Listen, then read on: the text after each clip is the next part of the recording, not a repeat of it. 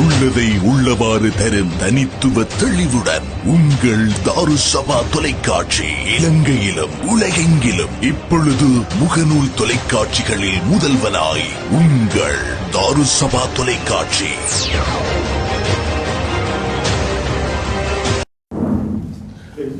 அஸ்ஸலாமு அலைக்கும் வரஹ்மத்துல்லாஹி வபரகாத்துஹு. வணக்கம். இன்றைய ஊடகவியலாளர் சந்திப்பிலே கலந்து கொள்வதையிட்டு நான் மிகவும் மகிழ்ச்சி அடைகின்றேன். என்னோடு அட்டாளச்சேனை பிரதேச சபையினுடைய முன்னாள் கௌரவ உறுப்பினர், அதுபோல் கல்முனை மாநகர சபையினுடைய முன்னாள் உறுப்பினர் நண்பர் சிஃபான், நண்பர் ஆர்தீன் அவர்கள் இங்கே என்னோடு கலந்து கொள்கிறார்கள்.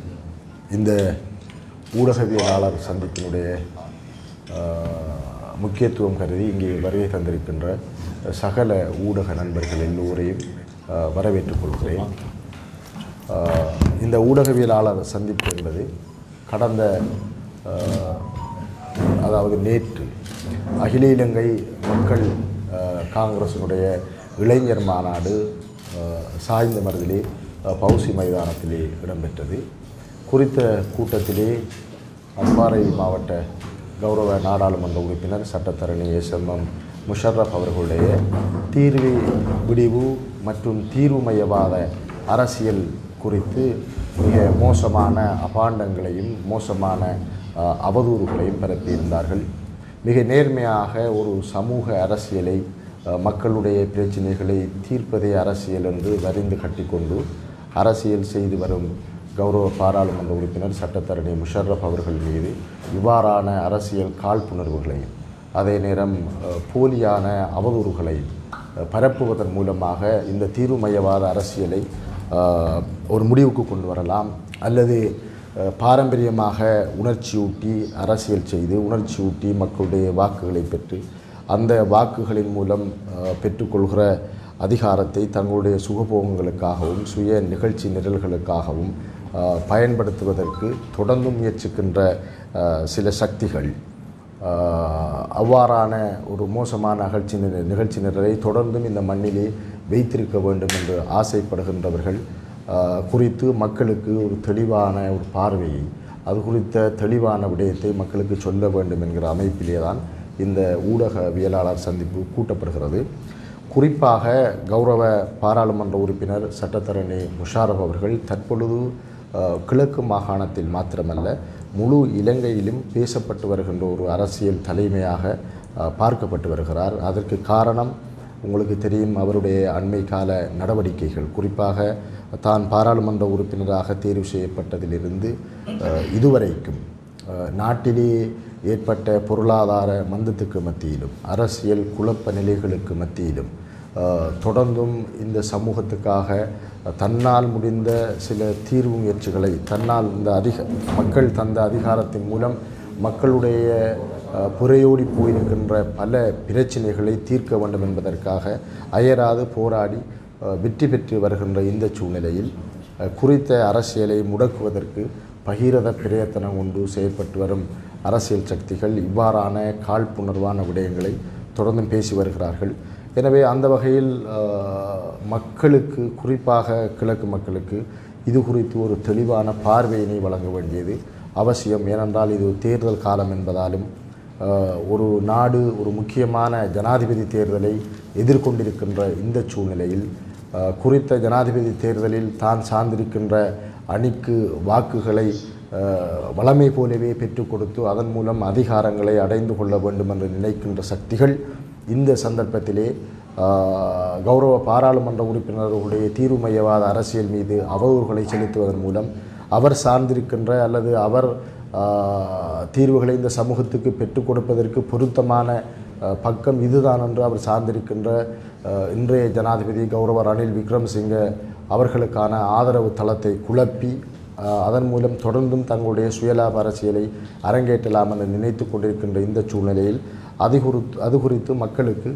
தெளிவூட்டலை செய்வது மிகவும் அவசியமாகும். ஏனென்றால் பாரம்பரியமாக கிழக்கு அரசியலிலே, குறிப்பாக முஸ்லிம் அரசியலிலே இந்த கடந்த 2 தசாப்தங்களாக வேரோடி போயிருக்கிற அல்லது புரையோடி போயிருக்கிற அல்லது ஆதிக்கம் செலுத்தி வருகின்ற அரசியல் சக்திகள் அதன் மூலம் இந்த சமூகத்துக்கு எதை சாதித்தது, அல்லது இந்த சமுதாயம் நீண்ட காலமாக எதிர்கொண்டிருக்கின்ற எந்த பிரச்சனைகளுக்கு தீர்வினை பெற்றுக் கொடுத்திருக்கிறது, அல்லது ஒட்டுமொத்தமாக இன்று கிழக்கு முஸ்லீம்கள் எல்லோருமே இந்த இரண்டு முஸ்லீம் அரசியல் கட்சிகளிலும் ஒரு திருப்தியான பார்வையினை கொண்டிருக்கிறார்களா என்பது குறித்தெல்லாம் நாங்கள் விலாவாரியாக பேச வேண்டியிருக்கிறது.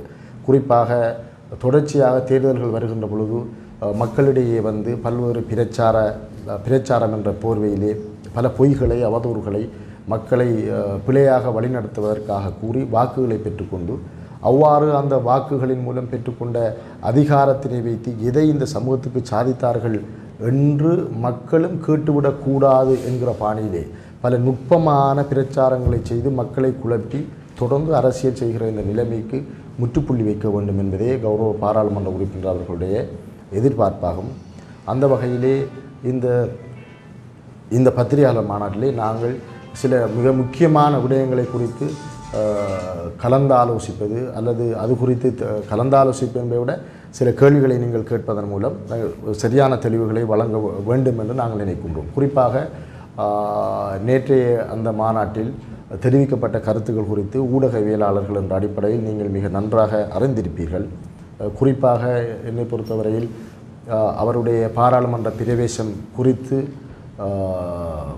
அந்த அகில இலங்கை மக்கள் காங்கிரஸ் கட்சியினுடைய தவிசாளர் முன்னாள் அமைச்சர் அமீர் அலி அவர்களால் முன்வைக்கப்பட்ட கருத்துக்கள், அதே போன்று அகில இலங்கை மக்கள் காங்கிரஸுடைய தலைவர் ரிஷாட் பதியுதீன் அவர்களால் முன்வைக்கப்பட்ட கருத்துக்கள், அதே போல் அட்டாளை ஜேனை பிரதேச சபையினுடைய முன்னாள் தவிசாளர் அந்த கட்சியினுடைய பிரதி செயலாளர் நாயகம் சட்டத்தரணி அன்சில் அவர்களால் முன்வைக்கப்பட்ட விமர்சனங்கள், அதே போன்று மருதமுனையைச் சேர்ந்த முன்னாள் மருதமுனை பிரதேசத்துக்கான மக்கள் காங்கிரஸ் கட்சியினுடைய அமைப்பாளர் சகோதரர் வைகே ரஹ்மான் அவர்களால் மிகப்பெரிய அவதூறு ஒன்று சொல்லப்பட்டிருக்கிறது. எனவே அது குறித்து நீங்கள் வினாக்களை தொடுக்கிற பொழுது அது குறித்தான தெளிவான பார்வையினை என்னால் சொல்ல முடியும். அந்த வகையிலே குறிப்பாக முதலாவது புள்ளியாக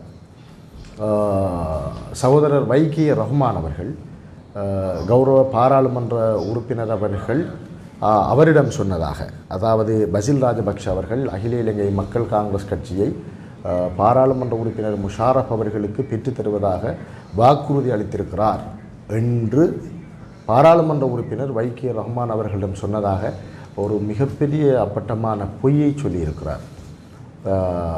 அவருடைய அந்த கருத்திலே மிகப்பெரிய மழுப்பலும் இருக்கிறது. அவ்வாறான எந்த விதமான ஒரு நிகழ்வும், அவ்வாறான எந்த ஒரு கதையாடலையும் கௌரவ பாராளுமன்ற உறுப்பினர் அவர்கள் மேற்கொண்டிருக்கவில்லை. கடந்த ஒரு கிழமைக்கு முதல், அதாவது அகில இலங்கை மக்கள் காங்கிரஸ் கட்சி சஜித் பிரேமதாஸ் அவர்களை ஆதரிப்பதற்கு தீர்மானம் எடுப்பதற்கு முதல் வாரம் வைகே ரஹ்மான் அவர்கள் என்னை தொலைபேசியிலே தொடர்பு கொண்டு ரணில் விக்ரமசிங்க அவர்களுக்கு அவருடைய கட்சி ஆதரவை வெளிப்படுத்துவதற்கு தான் பாரிய அழுத்தங்களை கொடுப்பதற்கு இருக்கிறேன். குறிப்பாக அம்பாறையிலே நடக்க இருக்கிற அந்த கூட்டத்திலே ரணில் விக்ரமசிங்க அவர்களுக்கு ஆதரவை கொடுப்பதற்கு கட்சியை நான் வலியுறுத்த இருக்கிறேன். ஒரு பிழையான முடிவாக எனக்கு இது தெரிகிறது. உண்மையில் ரணில் விக்ரமசிங்க அவர்கள் ஒரு நேர்மையான ஆட்சியாளர் மட்டுமல்ல, இந்த காலத்துக்கு மிக பொருத்தமான ஒரு ஆட்சியாளர் என்கிற நிலைமைகளையெல்லாம் கடந்த வாரமே என்னிடம் கூறியிருந்தார். அந்த சூழ்நிலையிலே நேற்று திடீரென்று மேடையிலே தோன்றி பாராளுமன்ற உறுப்பினர் அவர்கள், அதாவது முதல் கிழமை பாராளுமன்ற உறுப்பினர்களுடைய அரசியல் பாதையை சரி கண்டு ஒருவர், அதுதான் மிகச் சரியான பாதை, நீங்கள் சரியாக பயணிக்கிறீர்கள் என்று விதந்துரைத்து பேசிய அவர் நேற்று நடந்த மாநாட்டிலே ஏறி மிக அப்பட்டமாக ஒரு பொய்யை ஒன்றை சொல்லியிருக்கிறார். குறிப்பாக அந்த மாநாட்டிலே பேசிய எல்லோருமே பாராளுமன்ற உறுப்பினர் அவர்கள் மீதான அவதூறுகளை சொல்லுவதே குறியாக இருந்தார்கள். ஒரு இளைஞர் மாநாடாக குறித்த மாநாடு ஏற்பாடு செய்யப்பட்டிருந்த பொழுதும் இளைஞர்களுக்கான அறிவுறுத்தல், பங்கு பெற்றும் பார்ட்டிசிபேட்டிவ் பொலிட்டிக்ஸ், பங்கு பெற்றும் அரசியலிலே இளைஞர்கள் கொண்டிருக்க வேண்டிய வகிபாகம், நாட்டினுடைய எதிர்கால தலைவர்கள் என்ற அடிப்படையிலே அவர்களை பயிற்றுவிக்க வேண்டிய கடமைப்பாடு, அவர்கள் எவ்வாறான ஒரு அரசியல் சமூக பொருளாதார செயற்பாடுகளுக்கு தங்களை தயார்படுத்தி கொள்ள வேண்டும், இவ்வாறான அறிவுறுத்தல்களை வழங்க வேண்டிய ஒரு இளைஞர் மாநாட்டிலே தொடர்ச்சியாக இளம் பாராளுமன்ற உறுப்பினர் மீது முன்வைக்கப்பட்ட குற்றச்சாட்டுகள் மிகவும் மனவேதனை அளிக்கிறது. அவ்வாறான இதுதான் இந்த இந்த இந்த இந்த அரசியல் கட்சிகளினுடைய மாமூல் அரசியல் பண்பு. இந்த அரசியல் கட்சிகளுடைய தொடர்ச்சியான மாமூல் அரசியல் பண்புகள் என்பது இப்படித்தான் இருக்கிறது. அதாவது சமூகத்தை பிழையான அரசியல் மயப்படுத்துதல், சமூகத்துக்கு பிழையான அரசியல் தெளிவூட்டுதல்களை வழங்குதல், சமூகத்துக்கு பிழையான பிம்பங்களை தோற்றுவித்தல், நேர்மையான அரசியல் தலைவர்களை சமூகத்துக்குள்ளே உருவாக விடாமல் தடுத்தல், கட்சிக்குள்ளே அழுங்குப்பிடியாக இருந்து கொண்டு புதிய மாற்றங்களை ஏற்றுக்கொள்வதற்கு தயங்குகின்றமை, இவ்வாறான பிற்போக்குவாத அரசியல் பண்புகள் நிறைந்ததாகத்தான் இன்று கிழக்கிலே மாத்திரமல்ல, குறிப்பாக இலங்கையில் இருக்கின்ற முஸ்லிம் அரசியல் கட்சிகளுக்குள்ளே பிரதான போக்குகள் காணப்படுகிறது. அது குறித்தும் நீங்கள் விலாவாரியாக பேச முடியும், விலாவாரியாக நீங்கள் எங்களிடம் கேள்விகளை கேட்க முடியும். அந்த வகையிலே அதே போன்று அமைச்சர், வெளிநாட்டு அமைச்சர் கௌரவ அலி ஷப்ரி அவர்கள் முன்வைத்த கட்சியின் தலைவருடைய கூற்றொன்றுக்கு அவர் முன்வைத்த எதிர்வாதத்தின் மீதான மோசமான விமர்சனம், ஜனாசா எரிப்பு சம்பந்தமான விஷயங்கள், இவ்வாறு நீங்கள் பல விடயங்களை எங்களிடம் வினாக்களாக முன்வைக்க முடியும். இதிலே குறிப்பாக நான் ஒரு 2-3 விடயங்களை உங்களுக்கு நான் தெளிவுபடுத்த விரும்புகிறேன். முதலாவதாக, பாராளுமன்ற உறுப்பினர் அவர்கள் அந்த கட்சியை விட்டு வெளியேறியது சம்பந்தமாக ஒரு மோசமான குற்றச்சாட்டை அந்த கட்சியில் இருக்கின்ற சிலர் முன்வைக்கிறார்கள். குறிப்பாக உங்களுக்கு நான் இந்த இடத்திலே இந்த நேரலையை பார்த்து கொண்டிருக்கின்ற இந்த நாட்டின் அத்தனை புத்திஜீவிகளுக்கும் மக்களுக்கும் நான் ஒரு விடயத்தை சொல்லி வைக்க ஆசைப்படுகிறேன். அதாவது 2020ஆம் ஆண்டு பொதுத் தேர்தல் நடப்பதற்கு முன்னதாக பொத்துவிலே கட்சியினுடைய மாவட்ட மத்திய குழு கூட்டத்தை தெரிவு செய்வதற்கான ஒரு கூட்டம் இடம்பெற்றது. அந்த கூட்டத்திலே மாவட்ட மத்திய குழுவை தேர்வு செய்வதற்கான முன் நிபந்தனைகளில் ஒன்றாக, அதாவது 2020ஆம் ஆண்டு நடக்க இருக்கின்ற பொது தேர்தலில் பங்கு கொள்வதற்கு, வேட்பாளர்களாக வருவதற்கு யாரெல்லாம் விரும்புகிறார்களோ, யாருக்கெல்லாம் அந்த எண்ணம் இருக்கிறதோ அவர்கள் எவரும் மாவட்ட மத்திய குழுவினுடைய உறுப்பினர்களாக வரக்கூடாது, தேர்வு செய்யப்படக்கூடாது என்று ஒரு ஒரு புதுமையான நிபந்தனை ஒன்றை முன்வைத்தார்கள். அப்பொழுது குறிப்பாக பாராளுமன்ற உறுப்பினர் முஷாரப் அவர்கள், நிந்தவூர் பிரதேச சபையினுடைய தவிசாளர், முன்னாள் தவிசாளர் தாகிர் அவர்கள், கல்முனை மாநகர சபையினுடைய முன்னாள் பிரதி தவிசாளரும் கிழக்கு மாகாண சபையினுடைய முன்னாள் உறுப்பினருமா ஜவாத் அவர்கள் என்று இவர்கள் எவருமே அந்த நிர்வாகத்துக்கு தேர்வு செய்யப்படவில்லை. காரணம், இவர்கள் எல்லோருமே பாராளுமன்ற பொதுத் தேர்தலில் நாங்கள் பங்கு கொள்ள வேண்டும் என்று எல்லோருமே வெளிப்படையாக சொன்னார்கள். அந்த அடிப்படையிலே அந்த மாவட்ட மத்திய குழு தேர்வு செய்யப்பட்டு அதிலே உதவி செயலாளராக நானும் வந்தேன்.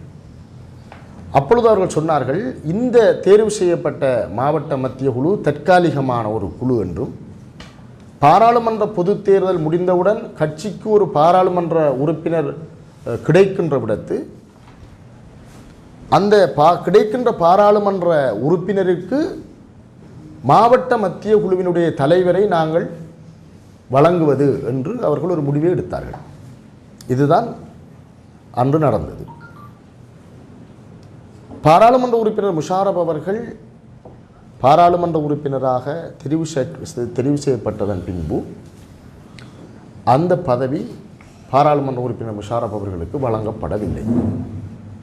இதற்கு ஒரு தெளிவான காரணம் இருந்தது. அந்த தேர்தலிலே பாராளுமன்ற உறுப்பினர் முஷாரப் அவர்கள் பாராளுமன்ற உறுப்பினராக வர வேண்டும் என்று அந்த கட்சியிலே இருந்த எவரும் நினைத்திருக்கவில்லை, எவரும் அதற்கான விருப்பத்தை கொண்டிருக்கவில்லை. அவர்களுடைய தெரிவு வேறு விதமாக இருந்தது. அந்த கட்சியினுடைய ஒட்டுமொத்த விருப்பமும் பாராளுமன்ற உறுப்பினர் முஷாரப் அவர்கள் தவிர்ந்த மற்ற பிரமுகர்களாக இருந்தது. குறிப்பாக முன்னாள் நிந்தவூர் பிரதேசனுடைய தவிசாளர் தாகிர் அவர்களை பாராளுமன்ற உறுப்பினராக கொண்டு வர வேண்டும் என்கிற மறைமுகமான எண்ணப்பாடு இருந்ததை தேர்தல் நடவடிக்கைகளின் பொழுது நாங்கள் கண்டுகொண்டோம். குறிப்பாக பாராளுமன்ற உறுப்பினர் முஷாரப் அவர்கள், உங்களுக்கு தெரியும், அவர் பொருளாதார ரீதியாக மிகவும் ஒரு வளமான நிலைமையில் இல்லாத ஒருவர். அவர் ஒரு புலமைத்துவ அடையாளங்களுடன் கூடிய ஒரு சீனியர் ஜேர்னலிஸ்ட், பல ஒரு 4-5 தேசிய விருதுகளை ஊடகத்துறையிலே வென்ற ஒருவர். உங்களுக்கு தெரியும், பிரபலமான தொலைக்காட்சி அரசியல் நிகழ்ச்சிகளை தொகுத்து வழங்கிய ஒருவர், கம்பன் கழகத்தினுடைய ஏற்றமிகு இளைஞன் என்கிற ஒரு அரிய விருதை பெற்றுக்கொண்ட ஒருவர். அவர் ஒரு புலமைத்துவ உலகத்திலே இயங்குகின்ற, ஊடகத்துறையிலே இயங்குகின்ற ஒரு ஒரு ஒரு ப்ரொஃபஷனலிஸ்ட் என்ற அடிப்படையில் அவரிடம் பொருளாதார ரீதியாக பெரிய பலங்கள் எதுவும் இருக்கவில்லை. எனவே அந்த சூழ்நிலையிலே எனக்கு நன்றாக தெரியும். ஏனென்றால் நான் மக்கள் காங்கிரஸினுடைய அன்றைய தேர்தல் செயற்குழுவிலே ஒரு உறுப்பினர். நான், ஜுனைதீன் மான்குட்டி, சம்மாந்துறையைச் சேர்ந்த ஆசிரியர் காதர், சட்டத்தரணி அன்சில், இவர் தலைவர், இவர்கள் தான் தேர்தலை செய்தவர்கள். அப்பொழுது வழங்கப்பட்ட பணம் ஒரு 7 லட்சம் ரூபாய் பணம் மாத்திரம்தான் சட்டத்தரணி முஷாரப் அவர்களுக்கும் வழங்கப்பட்டது, மற்ற வேட்பாளர்களுக்கும் வழங்கப்பட்டது.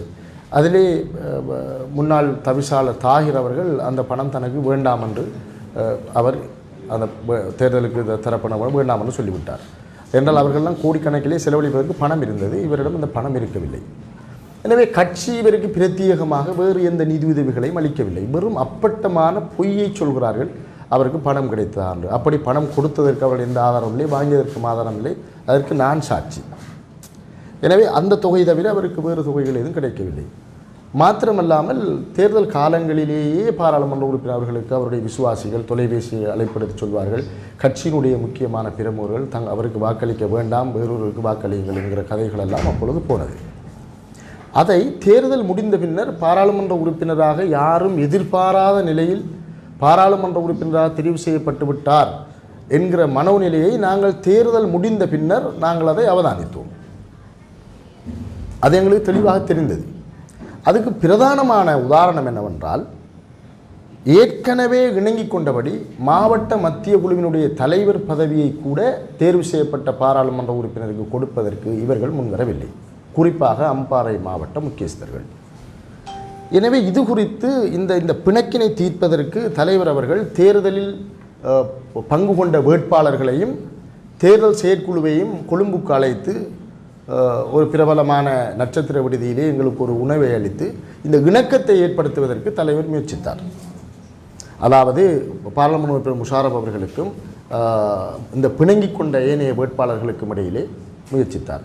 அப்பொழுது அவர்கள் சொன்ன பிரதான காரணம், நாங்கள் கோடிக்கணக்கில் ஒவ்வொருவரும் செலவழித்து இந்த பாராளுமன்ற பிரதிநிதித்துவத்தை பெறுவதற்கு வேலை செய்திருக்கிறோம், அதிர்ஷ்டவசமாக அது உங்களுக்கு கிடைத்து விட்டது என்கிற குற்றச்சாட்டை அந்த உணவு மேசையிலேயே அவர்கள் பகிரங்கமாக முன்வைத்தார்கள். அதிலே சவர் தாயிர் அவர்கள் இருக்கவில்லை. அப்போ தலைவர் சொன்னார், இதெல்லாம் நடந்து விட்டது, விருப்பு வாக்கில் இவைகளெல்லாம் நடப்பதுதான், எனவே நீங்கள் இணக்கமாக கட்சியை கொண்டு நடத்தி செல்வதற்கு நீங்கள் முன்கொண்டு செல்லுங்கள் என்று சொன்ன பொழுது சகோதரர் ஜவாத் அவர்கள் சொன்னார், நான் இப்பொழுதுதான் கொழும்புக்கு வந்திருக்கிறேன்.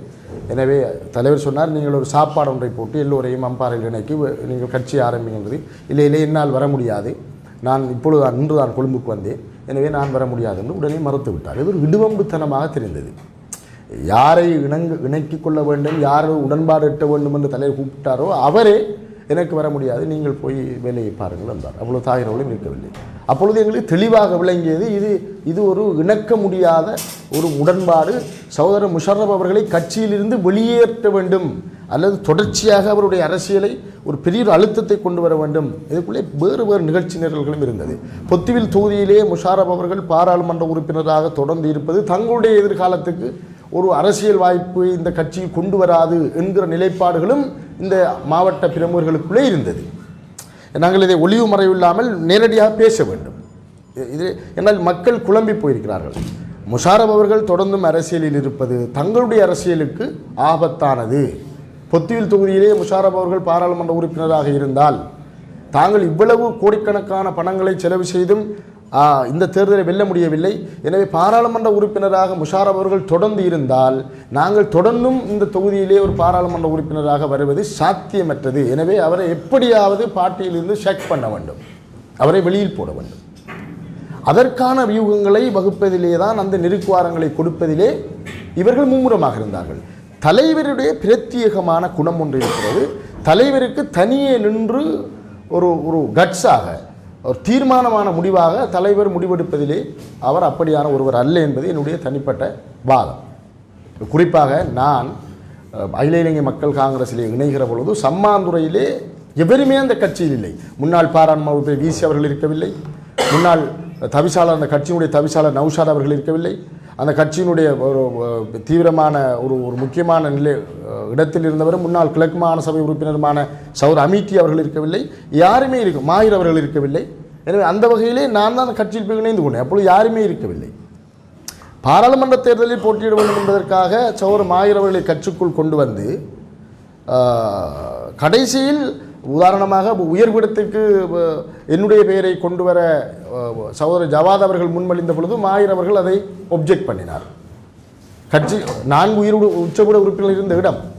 ஆனால் தலைவர் இல்லை, தலைவரை நம்பி வந்தவர்கள். எனவே தலைவர்கள் தான் அவர்களுடைய இடத்தை தீர்மானிக்க வேண்டும். நாளை இப்படி கட்சிக்குள்ளே வருகின்ற இதர உறுப்பினர்கள் கட்சிக்குள்ளே பதவிகளை தீர்மானிப்பதற்கு முன் வந்தால் யாரும் கட்சிக்குள் வரமாட்டார்கள். எனவே அது சாத்தியமில்லாத விஷயம். உதாரணமாக கட்சிக்குள்ளே தலைவர் இருக்கிறார், தலைவரை நம்பி ஒருவர் கட்சிக்குள்ளே போகிறார். தலைவர் சொல்கிறார், உங்களுக்கு நான் இந்த பதவியை தருவேன், நீங்கள் இருங்கள், உங்களை முன்னேற்றுவேன், கட்சியை முன்கொண்டு சொல்லுவேன் சொல்கிறார். பிரிதொரு நாள் வேறொருவர் கட்சிக்குள்ளே வந்து இல்லை அவருக்கு அந்த பதவியை கொடுக்கக்கூடாது என்று இன்னொருவர் தீர்மானித்தார். ஒருவருடைய அரசியல் அந்தஸ்தை அதிகாரத்தை இன்னும் ஒருவர் தீர்மானிக்கிற நிலைமை ஒரு கட்சிக்குள்ளே வந்தால் அந்த கட்சியை முன்கொண்டு செல்ல முடியாது. எனவே அப்படி சிறிய விஷயங்களில் கூட தலைவர் தீர்மானம் எடுப்பதற்கு வக்கில்லாத ஒருவராகத்தான் இருந்தார். எனவே பாராளுமன்ற உறுப்பினர்களுடைய முஷாரப் அவருடைய விடயத்திலே அவர் அவ்வளவு பெரிய தீர்மானத்தை எடுப்பார் என்று எனக்கும் எதிர்பார்ப்பு இருக்கவில்லை, சகோதரர் முஷாரப் அவர்களுக்கும் அந்த எதிர்பார்ப்பு இருக்கவில்லை. இந்த இடத்திலே தான் இந்த முரண்பாடு முற்றி வந்து சிறிய விடயங்களுக்கே விட்டுக் கொடுக்காது எப்படியாவது முஷாரப் அவர்களை கட்சியிலிருந்து வெளியேற்றி விட வேண்டும் என்கிற அந்த நிலைப்பாட்டை தலைவர் அவர்கள் சிறையில் இருக்கிற பொழுது மிக கவனமாக பயன்படுத்தி கொண்டார்கள். குறிப்பாக பாராளுமன்ற உறுப்பினருக்கு எதிரான பிரச்சாரங்களை முன்வைத்து அவரை சீண்டுவது அல்லது அவருக்கு வேறு புற ரீதியான அழுத்தங்களை கொடுப்பது என்ற வகையிலே அவர்கள் அதை நிறைவேற்றி கொண்டார்கள். குறிப்பாக பாராளுமன்ற உறுப்பினர் அவர்கள் ஒரு சட்டத்தரணி, நீண்ட காலம் ஊடகத்துறையிலே பணியாற்றிய ஒருவர், பல அரசியல்வாதிகளை கேள்விகளின் ஊடாக துளைத்தெடுத்த ஒருவர், நடைமுறை அரசியல் களம் குறித்து மிக ஆழமான புரிதலை கொண்ட ஒருவர், நல்லொரு வாசிப்பாளன், இலக்கியவாதி, கவிஞன், படைப்பாளன்.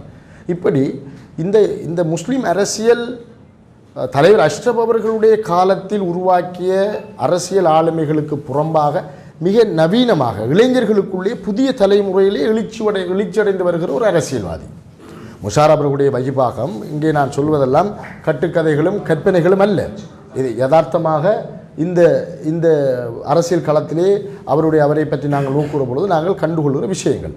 அப்படியான ஒருவருக்கு இந்த கட்சிகளினுடைய அரசியல் போக்குகள் குறித்து புதுமையான பார்வைகள் இருந்தது. குறிப்பாக ஒரு கட்டத்திலே பாருங்கள், ஒரு திருத்தச் சட்டம் நடைமுறைக்கு வருகிறது. பாராளுமன்றத்திலே ஒரு அரசியலமைப்புக்கான திருத்தச் சட்டம் மூலம் நடைமுறைக்கு வருகிறது.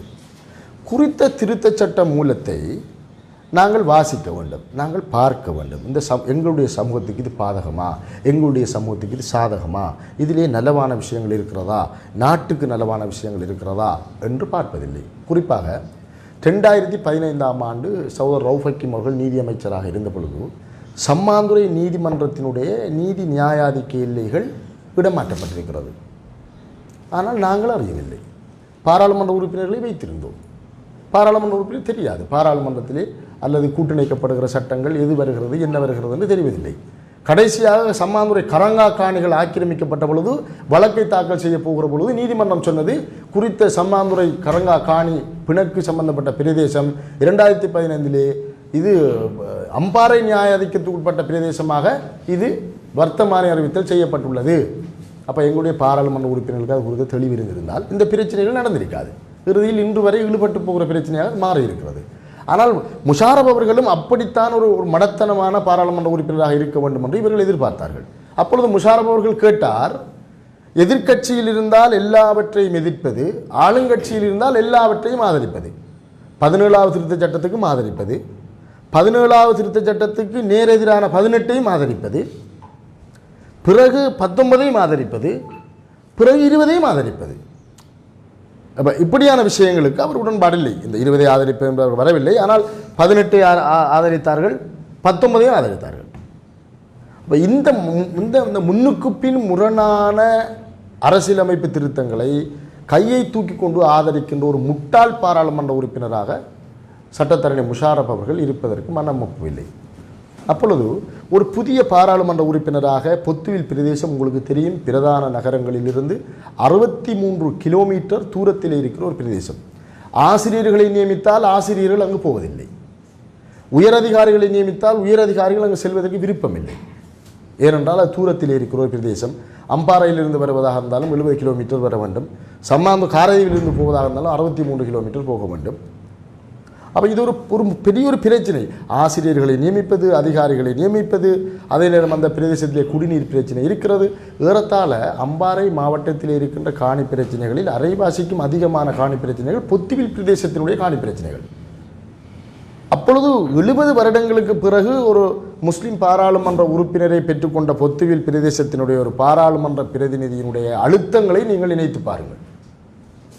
அங்கே இருக்கின்ற அத்தனை பிரச்சனைகளுக்கும் இந்த பாராளுமன்ற உறுப்பினரிடம் தீர்வு கட்டு போய் மக்கள் நிற்கிறார்கள். ஒரு பாராளுமன்ற உறுப்பினராக அவர் ஆனதே முகுது மகாவிகாரை காணி பிரச்சனைக்கு இராணுவத்தை கொண்டு வந்து தொல்லியல் திணைக்களம் கற்களை போட முன் வந்த பொழுது அங்கே ஏற்பட்ட பாரிய பிரச்சனை தான் இவரை பாராளுமன்ற உறுப்பினராக கூட ஆக்கியது. எனவே இந்த சூழ்நிலையில் அவர் கட்சியிடம் இதற்கான நிவாரணங்களை கேட்டார். உதாரணமாக முகுது மகாவிகாரை பிரச்சனையிலே இந்த 50 வீடுகளை பூர்வீக நிலங்களை கூட தொல்லியல் திணைக்களம் அளந்து அவைகளை கூட கையகப்படுத்த முயற்சிக்கிறது. இதற்கு தீர்வு என்ன தருவது என்று கேட்டதற்கு தலைவர் சொல்கிறார், அந்த 50 வீடு போனால் போகட்டும், நாங்கள் 500 வீடுகளை கட்டித்தருவோம் என்று. நிலம் குறித்து, நிலத்தினுடைய உரிமை குறித்து, ஒரு சமுதாயத்தினுடைய இருப்பு குறித்து பாராளுமன்ற உறுப்பினர் முஷாரப் விளங்காத ஒருவர் அல்ல. 50 வீடு என்பது இங்கு முக்கியமல்ல. நூற்றாண்டு காலமாக நாங்கள் வந்த 5 பேச்சு நிலமாக இருந்தாலும் அதை விட்டு கொடுப்பது என்பது ஏற்றுக்கொள்ள முடியாது. எனவே அதை கட்சியிடம் பாதித்தார். இதை எப்படி செய்வது, இதற்குரிய தீர்வு என்ன? கட்சிகள் எல்லாம் நில காணிக்குழு, கல்விக்குழு, வெளிநாட்டுக்குழு, வேலைவாய்ப்பு குழு என்று குழுக்களை போட்டு வைத்துக் கொள்வது, அதற்கு பணிப்பாளர்களை நியமித்து வைத்துக் கொள்வது. ஆனால் அவைகள் வேலை செய்திருக்கிறதா? முஸ்லீம் காங்கிரஸிலே இளைஞர் வேலைவாய்ப்பு குழு இருக்கிறது. எத்தனை தொழில்களை அந்த அரசியல் பாராளுமன்ற உறுப்பினர்கள் விற்றார்கள்? எந்த இளைஞனுக்கு அந்த குழுக்கள் மூலமாக தொழில் கிடைத்தது? யாருக்கு கிடைத்தது? எனவே இந்த விஷயங்களை நாங்கள் எல்லோரும் எங்களிடம் வருகிறார்கள், வாக்குகளை கேட்கிறார்கள், சத்தியம், நேர்மை, நீதி, மார்க்கம் என்றெல்லாம் பேசுகிறார்கள். ஆனால் பாராளுமன்ற உறுப்பினர் தெரிவு செய்யப்பட்டவர் ஏன் தொழில்களை இவர்கள் விற்கவில்லையா? எனவே இவைகளெல்லாம் எங்களுக்குள்ளே கேள்விகளாக உருவானது. இவைகளை எப்படி தீர்ப்பது? இதற்கு கட்சிகளுக்குள்ளே தீர்வில்லை. இந்த சூழ்நிலையிலே தான் கட்சி அரசியல் நமது சமூகத்துக்கு பலனளிக்குமா? கட்சி அரசியலால் நமது சமுதாயத்தை முன்னேற்ற முடியுமா? நமது பிரச்சனைகளுக்கெல்லாம் தீர்வு காண முடியுமா? தீர்வு காண முடியும் என்றால் சகோதரர் முஷாரப் அவர்கள் பாராளுமன்ற உறுப்பினராகி 4 வருடங்கள். சகோதரர் சட்டத்தரணி ஹரீஸ் அவர்கள் எத்தனை வருடங்கள் பாராளுமன்றத்தில் இருக்கிறார்? சகோதரர் அத்தாவுல்லா அமைச்சர் அவர்கள் எத்தனை வருடங்கள் இருக்கிறார்? ஃபைசல் காசிம் அவர்கள் எத்தனை வருடங்கள் பாராளுமன்ற உறுப்பினர் இருக்கிறார்? மன்சூர் அவர்கள் எத்தனை வருடங்கள் அரசியலிலே இருக்கிறார், அதிகாரத்தில் இருக்கிறார்? இவர்களால் என்ன பிரச்சனைகளை தீர்வு காண முடிந்தது? சம்மாந்துறையிலே கரங்கா காணி பிரச்சனை, மன்சூர் அவர்கள் மாகாண அமைச்சராக திகாமடல்ல மாவட்ட டிஸ்ட்ரிக்ட் டெவலப்மெண்ட் கோஆர்டினேட்டிங் கவுன்சில் டிசிசியினுடைய இணை தவிசாளராக இருந்தார். மாகாண அமைச்சராக, கிழக்கு மாகாண முதலமைச்சராக கட்சி இருந்தது. கட்சிக்கு 2 ராஜாங்க அமைச்சுக்கள் இருந்தது. கட்சி கேபினெட் அமைச்சர் இருந்தது. நல்லாட்சியிலே ஏறத்தாழ சிறியானி விஜய் விக்ரம் அவர்களை தவிர எல்லோருமே ஒரே அணியாக இருந்தார்கள். அம்பாறை மாவட்டத்திலே பிரச்சனைக்கு டிசிசியால் தீர்வு காண முடியும் என்று இருந்தால் நல்லாட்சி காலத்திலே தீர்வு கண்டிருக்க வேண்டும். எங்களுடைய கோடீஸ்வரன் தமிழ் தேசிய கூட்டமைப்பினுடைய பாராளுமன்ற உறுப்பினர் கூட டிசிசியினுடைய இணைத் தலைவராக இருந்தார். வரலாறு சம்பந்தர்கள் எதிர்கட்சி தலைவராக சம்மதனையாக இருந்தார். வரலாறு சாதிக்க முடியும் என்றால் நல்லாட்சி காலத்தை விட சாதிக்க முடிந்திருக்கும். எனவே நானும் 5 வருடங்கள் ஒரு பாராளுமன்ற உறுப்பினராக இருந்து வீடு செல்வதா, அல்லது தன்னுடைய காலத்திலே இந்த பிரச்சனைக்கு தீர்வு காண்பதா? இதுதான் எங்களுக்குள்ளே இருந்த பெரிய போராட்டம். ஒன்று, தொடர்ந்தும் கட்சியிலே பாராளுமன்ற உறுப்பினராக நாமும் ஹரீஸ் அவர்களைப் போல, ஃபைசல் காசிம் அவர்களைப் போல தொடர்ந்து பாராளுமன்ற உறுப்பினராக இருப்பதா, அல்லது வாக்களித்த மக்களுக்கு எதையாவது செய்துவிட்டு தேர்தல் அரசியலை பற்றி கவலைப்படாமல் வீட்டே போவதா? அப்பொழுது எங்களிடம் கலந்து ஆலோசித்தார். நான் சொன்னேன் முதலாக, அப்படி இல்லை, அரசியல் என்பது மக்களுக்கானது, அதிகாரம் என்பது மக்களுக்கானது. நாங்கள் வேண்டுமானால் அரசியலே பதவிகளை வைத்துக்கொண்டு தன்னை ஒரு கௌரவ பாராளுமன்ற உறுப்பினர் என்று சொல்லிக்கொள்ளலாம். ஆனால் அந்த அதிகாரம் மக்களுக்கானது, அது மக்களுடைய பிரச்சனைகளுக்கானது. சரி, நீங்களும் இதை விட்டு விடுங்கள். நுரைச்சோலை வீட்டு திட்டம் என்ன நடந்தது? நுரைச்சோலை வீட்டு திட்டத்தை கொண்டு வந்தது யார்? யாருக்காக கொண்டு வரப்பட்டது? சரி, அதை என்ன செய்திருக்கிறோம் என்று வளத்தாப்பட்டியிலே கரங்காக்காணி பிரச்சனை, இன்னும் எத்தனை வருடங்கள் கொண்டு போக போகிறோம்? பொத்துவிலே இருக்கிற முகுது மகாவியாரை பிரச்சனை, எத்தனை வருடங்கள் கொண்டு போக போகிறோம்? கடல் தண்ணீரையாவது சுத்திகரித்து பொத்துவில் மக்களுக்கு தருவேன். கடல் தண்ணீரை சுத்திகரித்து பொத்துவில் மக்களுக்கு கொடுப்பது என்பது ஒரு அரசியல் தலைமையினுடைய வார்த்தை. ஏன்னா படித்தவர்கள், இன்று இணையதள வசதி இருக்கிறது, பிள்ளைகள் எல்லாம் வீட்டுக்கு ஒரு பட்டதாரிகள் இருக்கிறார்கள். 1 லிட்டர் கடல் தண்ணீரை சுத்திகரிப்பதற்கு எவ்வளவு செலவாகும் என்று கேட்டு பாருங்கள். 10ஆம் பசலித்தனமாக கண்ணை புத்தி கொண்டு கடல் தண்ணீரை ஏனும் சுத்தி என்றது உணர்ச்சி வசப்படுத்துவதற்காக ஒரு ஒரு ஒரு உணர்ச்சி கோலாவிலே லேசாக சொல்லிவிட்டு போகுது. சரி, நீர்வளங்கள் வடிகால அமைச்சராக சட்டத்தண்ணி ரவுஃப் ஹக்கீம் அவர்கள் எத்தனை வருடங்கள் இருந்தார்? கடல் தண்ணீரை சுத்திகரிப்பதற்கு குறைந்தது அடிக்கல்லாவே நாட்டப்பட்டதா? அப்போ மக்கள் மடையர்களா? இந்த கேள்விகளுக்கு யார் விடை காண்பது? தலைவர் அஷ்ரப் அவர்கள் மரணித்து விட்டார் என்று 30 வருடங்களை கடந்து விட்டோம். இன்னும் ஒரு அஷ்ரவை தேடிக்கொண்டிருக்கிறோம். எங்கே தேடுவது? வானத்திலா தேடுவது? இந்த இவைகளுக்கு எப்படி விடை காணும்? இதற்குரிய கேள்விகள் இந்த அரசியல் கட்சிகளிடம் இருக்கவில்லை. அந்த சூழ்நிலையிலே தான் அதிகாரத்தை பயன்படுத்துவது ஆர்ட் ஆஃப் பாசிபிள். அது அரசியல் என்பது என்ன? சாத்தியமில்லாதவைகளை சாதிப்பது தான் அரசியல். எனவே அந்த வகையிலே இந்த அதிகாரத்தை எப்படி பயன்படுத்துவது என்கிற விடயத்திலே தான் நாங்கள் இந்த அரசுக்கு, குறிப்பாக 20வது திருத்தச் சட்டத்துக்கு வாக்களித்தது. யார் வாக்களித்து 20வது திருத்தச் சட்டத்துக்கு? ஜனாதிபதியினுடைய அதிகாரங்களை பலப்படுத்துகிற எந்த ஒரு விடயத்துக்கும் அந்த சரத்துக்கு நாங்கள் ஆதரவளிக்கவில்லை. இரட்டை பிரஜா உரிமைக்கு நாங்கள் வாக்களித்தோம். அதிலே என்ன சமூக தீங்கு இருக்கிறது? இரட்டை பிரஜா உரிமைக்கு வாக்களித்ததிலே என்ன சமூக தீங்கு இருக்கிறது? சமூகத்துக்கு என்ன தீங்கு இருக்கிறது? நிறைவேற்று அதிகாரம் கொண்ட ஜனாதிபதி முறைமை என்பது சிறுபான்மை சமூகத்துக்கு பாதுகாப்பானதா பலவீனமானதா யாருக்கு தெரியும்? நாங்கள் கதைத்திருக்கிறோமா? பேசியிருக்கிறோமா? பலம் வாய்ந்த ஒரு ஜனாதிபதி முறைமை, குறிப்பாக இலங்கை போன்ற ஒரு நாட்டிலே இன்று சொல்கிறார்கள் ஜனாதிபதியை தீர்மானிக்கப் போவது சிறுபான்மை மக்கள் என்று. இதைத்தான் தலைவர் அஷ்ரப் அவர்கள் அன்று செய்தார். பலமான ஜனாதிபதியை தீர்மானித்து பாராளுமன்றத்துக்கு பொறுப்பு கூறுகிற நிலைமை இல்லாமல் வெட்டுப்புள்ளியை எப்படி இரவோடு இரவாக மாற்றியது? அந்த பலமான ஜனாதிபதி இருக்க போய்த்தான் சாத்தியமானது. நிறைவேற்றது அஷ்ரப் அவர்கள் தென்கிழக்கு பல்கலைக்கழகத்தை எப்படி கொண்டு வந்தார்? சந்திரிகாவினுடைய அரசியலிலேயே அஷ்ரப் செய்த அத்தனை புரட்சிகளுக்கும் காரணம் பாராளுமன்றமா? நிறைவேற்ற அதிகாரம் கொண்ட ஜனாதிபதி முறை, ஜனாதிபதியை தீர்மானிப்பதிலே ஒரு சிறுபான்மை கட்சியினுடைய தலைவருக்கு இருந்த வகிபாகத்தை, முக்கியத்துவத்தை தலைவர் பயன்படுத்தி கொண்டார். நீங்கள் 2005ஆம் ஆண்டு மஹிந்த ராஜபக்சவை முஸ்லிம் காங்கிரஸ் எதிர்க்கிறது, ஜனாதிபதியாக வருகிறார். 2010ஆம் ஆண்டு 2009 யுத்தத்தை முடித்துவிட்டு ஸ்ரீலம் முஸ்லிம் காங்கிரசுடைய அரசியல் எங்கே ஆரம்பித்தது? முஸ்லிம் காங்கிரசுடைய அரசியல் தமிழ் தேசியத்தினுடைய அத்துமீறுகையினால் தான் முஸ்லிம் தேசிய அரசியல் ஆரம்பிக்கப்பட்டது. முஸ்லிம்களுக்கு தேவை ஒன்று இருக்கவில்லை. முஸ்லிம் அரசியல் கட்சி ஒன்றுக்கான தேவை முஸ்லிம் தமிழ் தேசிய அரசியலினுடைய வன்முறை முஸ்லிம் சமூகத்தின் மீது விழுந்த பொழுதுதான் முஸ்லிம் சமூகத்தை பாதுகாக்க வேண்டிய தேவை ஏற்பட்டது. தமிழ் தேசியத்தினுடைய அந்த ஆயுத கலாச்சாரத்தின் மீது முஸ்லிம் இளைஞர்கள் கொண்ட நாட்டத்தை தடுப்பதற்காகத்தான் முஸ்லிம் காங்கிரஸ் உருவாக்கப்பட்டது. விடுதலை புலிகளை ஒழித்துவிட்டு மஹிந்த ராஜபக்ஷ அவர்கள் 2009ஆம் ஆண்டு 2ஆம் துட்ட கெமினுவாக நாட்டை மீட்ட ஒரு பேரரசனாக சிங்கள மக்கள் மத்தியிலே கட் அவுட் பேனர் பதாகைகளோடு தேர்தலுக்கு போகிறார். நாங்கள் யாரை கொண்டு வருகிறோம்? 2010ஆம் ஆண்டு ஜெனரல் சரத் பொன்சேகா, ஒரு இராணுவ அதிகாரியை, அதுவும் முஸ்லிம்களை சிறுபான்மை கொடிகள் என்று வர்ணித்த ஒரு கொடூரமான இராணுவ அதிகாரியை நாங்கள் கொண்டு வந்து ஜனாதிபதியாக பிரச்சாரம் செய்கிறோம். வடகிழக்கிலே நாங்கள் வாக்களிக்கிறோம். தேர்தலில் தோற்றுவிட்டு என்ன சொன்னோம்? தேசிய ரீதியாக நாங்கள் இந்த தேர்தலில் தோற்றிருந்தாலும் வடகிழக்கில் நாங்கள் தான் ஆளுங்கட்சி என்று முட்டாள்தனமாக மாத்தாட்டி கொண்டோம். விளைவு என்ன ஆனது? 2015ஆம் ஆண்டு முஸ்லிம் சமூகம் இந்த தலைவர்களுடைய அனுமதி இல்லாமலே நாங்கள் நல்லாட்சியை கொண்டு வர வேண்டிய நிலைமைக்கு வந்தது. இவர்கள் எல்லோரும் ஓடி வந்தார்கள், மக்கள் போனார்கள் என்று. 2020ஆம் ஆண்டு நாங்கள் எடுத்த இந்த தொடர்ச்சியான ஜனாதிபதி தேர்தல்களில் நாங்கள் எடுத்த முடிவு, ஐயா தொண்டமானவர்கள் ஜனாதிபதி தேர்தலில் எடுத்த முடிவுதான் தோட்ட சமூகத்துக்கு ஒரு விடிவை கொண்டு வந்தது. அஷ்ரப் அவர்கள் ஜனாதிபதி தேர்தலில் எடுத்த முடிவுதான் முஸ்லிம் சமூகத்தை அரசியல் அடையாளத்தை கொண்டு வந்தது. நீங்கள் எடுத்த முடிவுகள் அஷ்ரஃபுடைய மரணத்துக்கு பிறகு முஸ்லிம்களை எங்கே கொண்டு நிறுத்தியது? முஸ்லிம்களுடைய வீடுகள் சோதனையிடப்படுவதற்கும் ஒரு ஈஸ்டர் குண்டு தாக்குதலை செய்து அரசியல் அதிகாரத்தை கைப்பற்றலாம், முஸ்லிம்களை தீவிரவாதியாக காப்பாற்றி அரசியல் அதிகாரத்தை கைப்பற்றலாம் என்கிற நம்பிக்கையையும் கொடுத்து நாட்டில் எங்களுடைய அரசியல் அடையாளத்தை நிறுத்தியது. இந்த சூழ்நிலையிலே தான் முஷாரப் அவர்களுடைய அரசியல் தீர்மானம் ஒரு தெளிவான இலக்கை நோக்கி நகர்ந்தது. எனவேதான் அதற்கு பிறகுதான் இந்த விமர்சனங்கள் எல்லாம் அபாண்டங்கள் எல்லாம் வருகிறது வந்து கொண்டிருக்கிறது.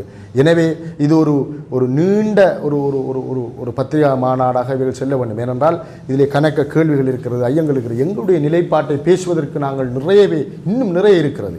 எனவே அரசியல் முடிவுகள் என்பது காரண காரிய அடிப்படையில் தர்க்க ரீதியாக இருக்க வேண்டும். வெறும் நம்பிக்கையின் அடிப்படையில் அல்லது வெறும் கோஷத்தின் அடிப்படையில் தலைவர் செய்வார், தலைவர் பார்ப்பார் என்பதற்கு இது நம்முடைய சொந்த வீட்டு பிரச்சனை அல்ல. ஒரு சமுதாயத்தினுடைய இலக்குகளோடு இருப்போடு சம்பந்தப்பட்ட விஷயம்.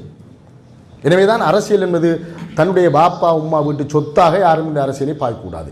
ஒரு சமூகத்துக்கு சொல்ல வேண்டிய அமானிதம் என்பதை இவர்கள் விளங்கிக் கொள்ள வேண்டும். அந்த அடிப்படையில் நாங்கள் அகில இலங்கை மக்கள் காங்கிரஸை விட்டு, அது மாத்திரமல்ல மற்ற முஸ்லிம் காங்கிரஸை தான் நாங்கள் ஒரு சுயாதீனமான ஒரு பாதையை, தீர்வே விடிவு என்கிற ஒரு கோஷத்தை அடிப்படையாக வைத்து அரசியல் இருக்க வேண்டும். மக்களுக்கு தீர்வு சொல்வதே அரசியல், மக்களுடைய பிரச்சனைகளை தீர்ப்பதே அரசியல் என்று நாங்கள் பல தீர்வு முயற்சிகளை கண்டடைந்திருக்கிறோம். கரங்கா காணி பிரச்சனைக்கு 50 லட்சம் ரூபாய்களை செலவழித்து வழக்கு தாக்கல் செய்து இன்று நாங்கள் அதை முடிவுறுத்தி இருக்கிறோம். முகுதுமகா பிரச்சனை, முகுதுமகா விகாரை பிரச்சனையை முடிவுக்கு கொண்டு வர முடியுமா? அவ்வாறு முடித்தால் அது ஒரு மாஸ்டர் பொலிட்டிக்ஸ் என்று இந்த கட்சியினுடைய தவிசாளர் அமீர் அலி அவர்கள் பாராளுமன்ற உறுப்பினருக்கு சொன்னார். இன்று நாங்கள் முடித்திருக்கிறோம். இப்பொழுது கல்லை கலட்டலாமா என்று கேட்கிறார்கள். இன்ஷா அல்லாஹ் அது கலட்டி காட்டப்படும். அவர்களுக்கு மத்திய அரசாங்கத்தின் கீழ் அது வைத்தியசாலையை கொண்டு வருமா என்று கேட்டார்கள். கொண்டு வந்திருக்கிறோம். அதை தரம் பியாக இருந்ததை ஏயாக தரம் உயர்த்தலாமா என்று கேட்டார்கள். உயர்த்தினோம். திரும்ப கேட்டார்கள் மத்திய அரசாங்கத்துக்களை கொண்டு வரலாமா என்று கேட்டார்கள். கொண்டு வந்திருக்கிறோம். இப்போ அதை மூடி அமர்த்தி வாசிக்கிறார்கள். அதுபோல் 15 பிரச்சனைகளுக்கு, தீர்க்கப்பட முடியாத பிரச்சனைகளுக்கு 2 வருடங்களுக்குள்ளே இதை தீர்த்திருக்கிறார். எனவேதான் தீர்வே விடிவு என்பது தீர்வு மையவாத அரசியல். அந்த அரசியலை செய்வதற்கு இந்த பாரம்பரிய அரசியல் கட்சிகளிலிருந்து நாங்கள் ஒதுங்கித்தான் ஆக வேண்டும். எந்த அடிப்படையில் நாங்கள் ஒதுங்கி இருக்கிறோம்? அவ்வாறு ஒதுங்கியதற்காகத்தான் நேற்று அந்த அவதூறும் பிழையான கதைகளும் சொல்லப்படுகிறது. எனவே அது குறித்து உங்களுடைய ஆரோக்கியமான வினாக்களை நான் எதிர்பார்க்கிறேன் பதிலளிப்பதற்கு.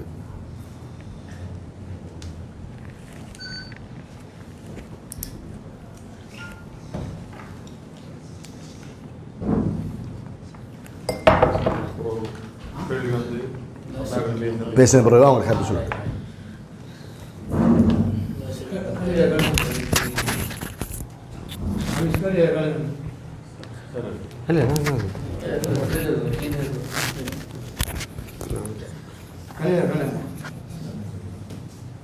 நீங்கள் அந்த சொன்ன விஷயத்தில் இந்த கட்சியிலிருந்து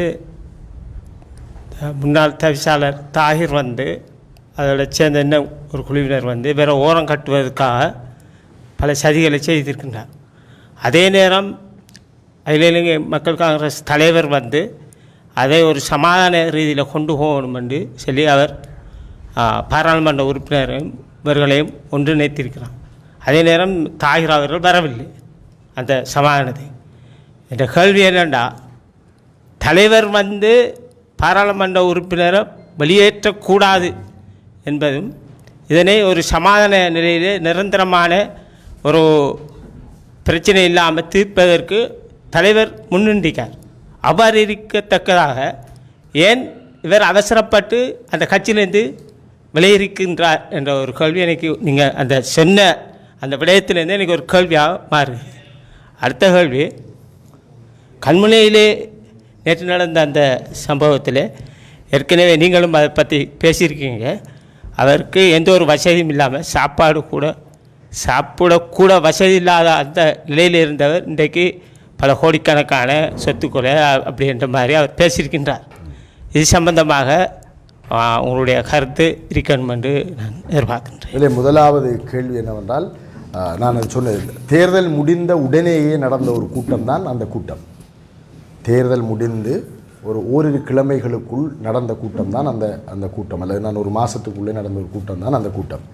அந்த கூட்டத்திலே தலைவர் அவர் என்னிடம் சொன்னார், ஒரு தேர்தல் அன்று அவருக்கு நான் சொன்னேன், சட்டத்தரணி முஷாரப் அவர்கள் தான் பாராளுமன்ற உறுப்பினராக தெரிவு செய்யப்படுவதற்கான வாய்ப்பு இருக்கிறது என்று தேர்தல் அன்றே சொன்னார். அவர் சொன்னார், நான் தஹஜ்ஜத்து தொழுது விரிப்பிலே இருந்து இன்று துவா கேட்டேன். அந்த துவா என்னவென்றால், இந்த சமூகத்துக்கு யார் பயனளிக்கக்கூடியவரோ அவரை பாராளுமன்ற உறுப்பினராக எனக்கு ஆக்கித்தாயா அல்லாஹ் என்று நான் துவா கேட்டிருக்கிறேன் என்று சொன்னார். நான் சந்தோஷப்பட்டேன். இது அவருடைய வாயால் அவர் சொன்னது. அப்படி அவர் சொல்லியிருக்கிறார், சொன்னார், சந்தோஷம். நாங்களும் அந்த நம்பிக்கையோடு தான் நான் பயணித்தேன். ஆனால் பாராளுமன்ற உறுப்பினர் அவர்களுக்கு தான் தெரியும் அந்த அந்த எவ்வாறான சூழ்நிலையில் அவர் கட்சியின் தலைவியை கடுமையாக நேசித்த ஒருவர்.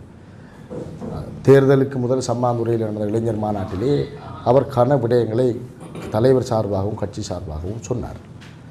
ஆனால் தலைவர் அவர்கள் மீது அவர் வைக்கிற பிரதானமான குற்றச்சாட்டு என்னவென்றால், தலைவர் முடிவுகளை எடுப்பதிலே திடமான நிலைப்பாட்டில் இல்லாதவர் என்பதுதான். தலைவர் அந்த இணக்கத்தை அந்த மேசையிலேயே முடிவுறுத்தி இருக்க வேண்டும். அன்று சகோதரர் தாயிர் அவர்கள் அந்த கூட்டத்துக்கு வராமல் இருப்பது தலைவருக்கு முன்னமே தெரிந்திருக்கும். என்றால் கொழும்பில் நடந்த ஒரு கூட்டம், அதாவது அது ஒரு ஒரு ஒரு உச்சபீட கூட்டம் தான் தலைவர் நடந்தது. அது நடந்தது என்றால் நாங்கள் சுப்புன் வெள்ளவத்தையில் இருக்கிற அவருடைய அந்த அலுவலகத்துக்கு சென்ற பொழுது அங்கே கூட்டம் நடந்து கொண்டிருந்தது. அதற்கு பிறகுதான் தலைவர் வாருங்கள் சாப்பாட்டு போகணும்னு அழைத்து கொண்டு போனார். அங்கே தான் தலைவர் இதை பேசினார். தலைவருக்கு தாகிர் அவர்கள் ஏன் வரவில்லை என்று தாகிர் அவர்களை தலைவர் கன்வீன் பண்ணிருக்க வேண்டும், இதை ஏற்றுக்கொள்ளுங்கள் என்று. அதே நேரம் சகோதரர் ஜவாத் அவர்கள் அந்த மேசையிலேயே சொன்னார், எனக்கு வர முடியாது, நீங்கள் போங்கள் என்று. அப்பொழுது பார்லிமெண்ட் உறுப்பினர் கேட்டார், உங்களுக்காகத்தானே இந்த இணக்கத்தை தலைவர் செய்தது, எனவே நீங்கள் வந்தால் தானே நான் அந்த சாப்பாட்டை போட்டு அங்கே ஒரு இணக்கத்தை நாங்கள் ஏற்படுத்தலாமே, ஏன் நீங்கள் வரக்கூடாது? இல்லை நான் இன்றைக்கு தான் வந்தேன், அது எனக்கு வரையில, நீங்கள் போங்க. அந்த மேசையிலேயே அது உடைந்தது, தலைவருக்கு தெரியும்.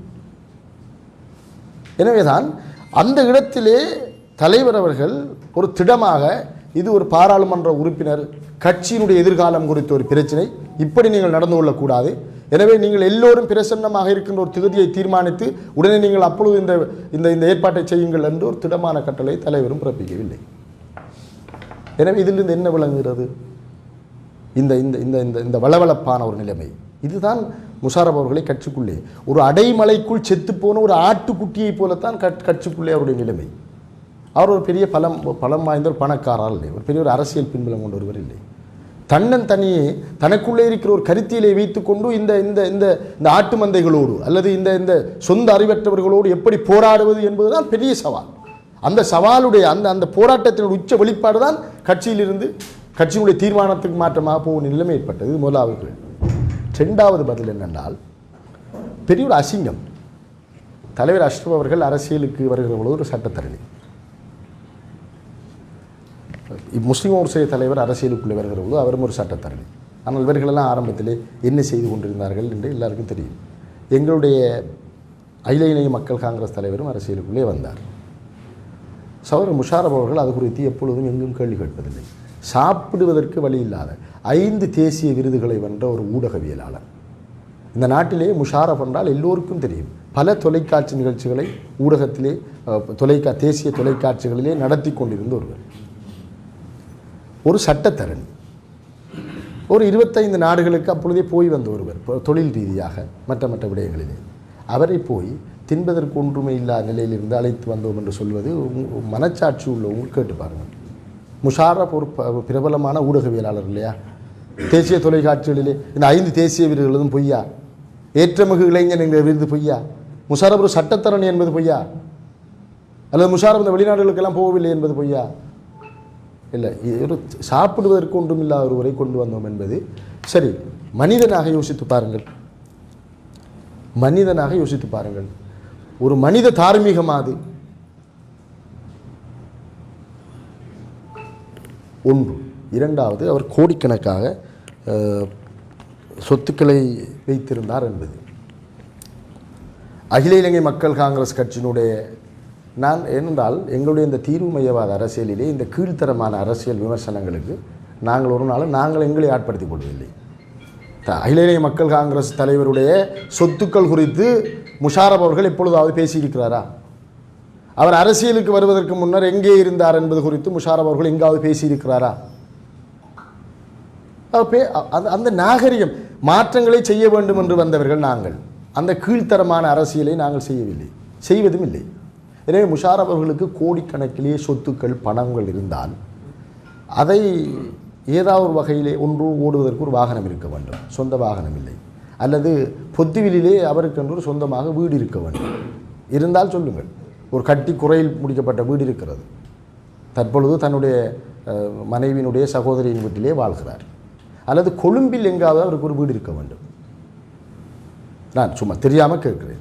ஏதாவது ஒரு அடிப்படை, அல்லது புத்துவிலே காணிகள் இருக்க வேண்டும், அல்லது இலங்கையில் எங்காவது ஒரு இடத்தில் காணிகள் இருக்க வேண்டும். எனக்கென்றால் தெரியவில்லை எந்த அடிப்படையில் இந்த கோடிக்கணக்கான சொத்துக்கள் வந்தது என்று சொல்கிறார்கள். இவைகளில் ஏதாவது ஒன்று விசிபிளாகவோ அல்லது சரி ரகசியமாக கொஷிப்பாக இருக்கா, வதந்திகளாக வதங்க இருக்கா. தலைவர் அஷ்ரப் அவர்களுக்கு அமெரிக்காவிலே ஆப்பிள் தோட்டம் உண்டுன்னு சொன்னார்கள். ஒரு வதந்தி இருந்தது, இருக்கிறதா? இல்லையே. முஸ்லீம் கோர்ஸ் தலைவருக்கு ஹெவலக் சிட்டியிலே வீடு இருக்கிறது, 3 வீடுகள் இருக்குன்னு சொல்கிறார்கள். அது உண்மையாக பொய்யாங்கிற விளக்கம் ஒரு கொஷிப்பாக இருக்கிறதா இல்லையா? எங்களுடைய அகில இந்திய மக்கள் காங்கிரஸ் தலைவருக்கு பௌத்தலோக மாவட்டத்திலே வீடு இருக்கிறது, கொழும்பு 7 தலைவர் முஷாரப் அவர்கள் கேட்டாரா, இந்த பௌத்தலோக மாவட்டத்திலே வீடு இவங்க இருந்து வந்த, நீங்கள் என்ன தொழில் செஞ்ச, எப்படி வந்த, நீங்கள் அரசியலுக்கு வார்த்தை உங்கள்கிட்ட இதெல்லாம் இருந்ததா என்று கேட்டாரா? அந்த கீழ்த்தரமான அரசியலை தான் நேற்று சொல்லியிருக்கிறார்கள். உங்களுடைய கேள்விக்கு என்னுடைய பதில் திருப்தியானதா? அகில இலங்கை மக்கள் காங்கிரசினுடைய தலைவர், அவர் ஆரம்ப காலங்களிலே அவர் SLPயினுடைய உறுப்பினர் அமைப்பாளர்.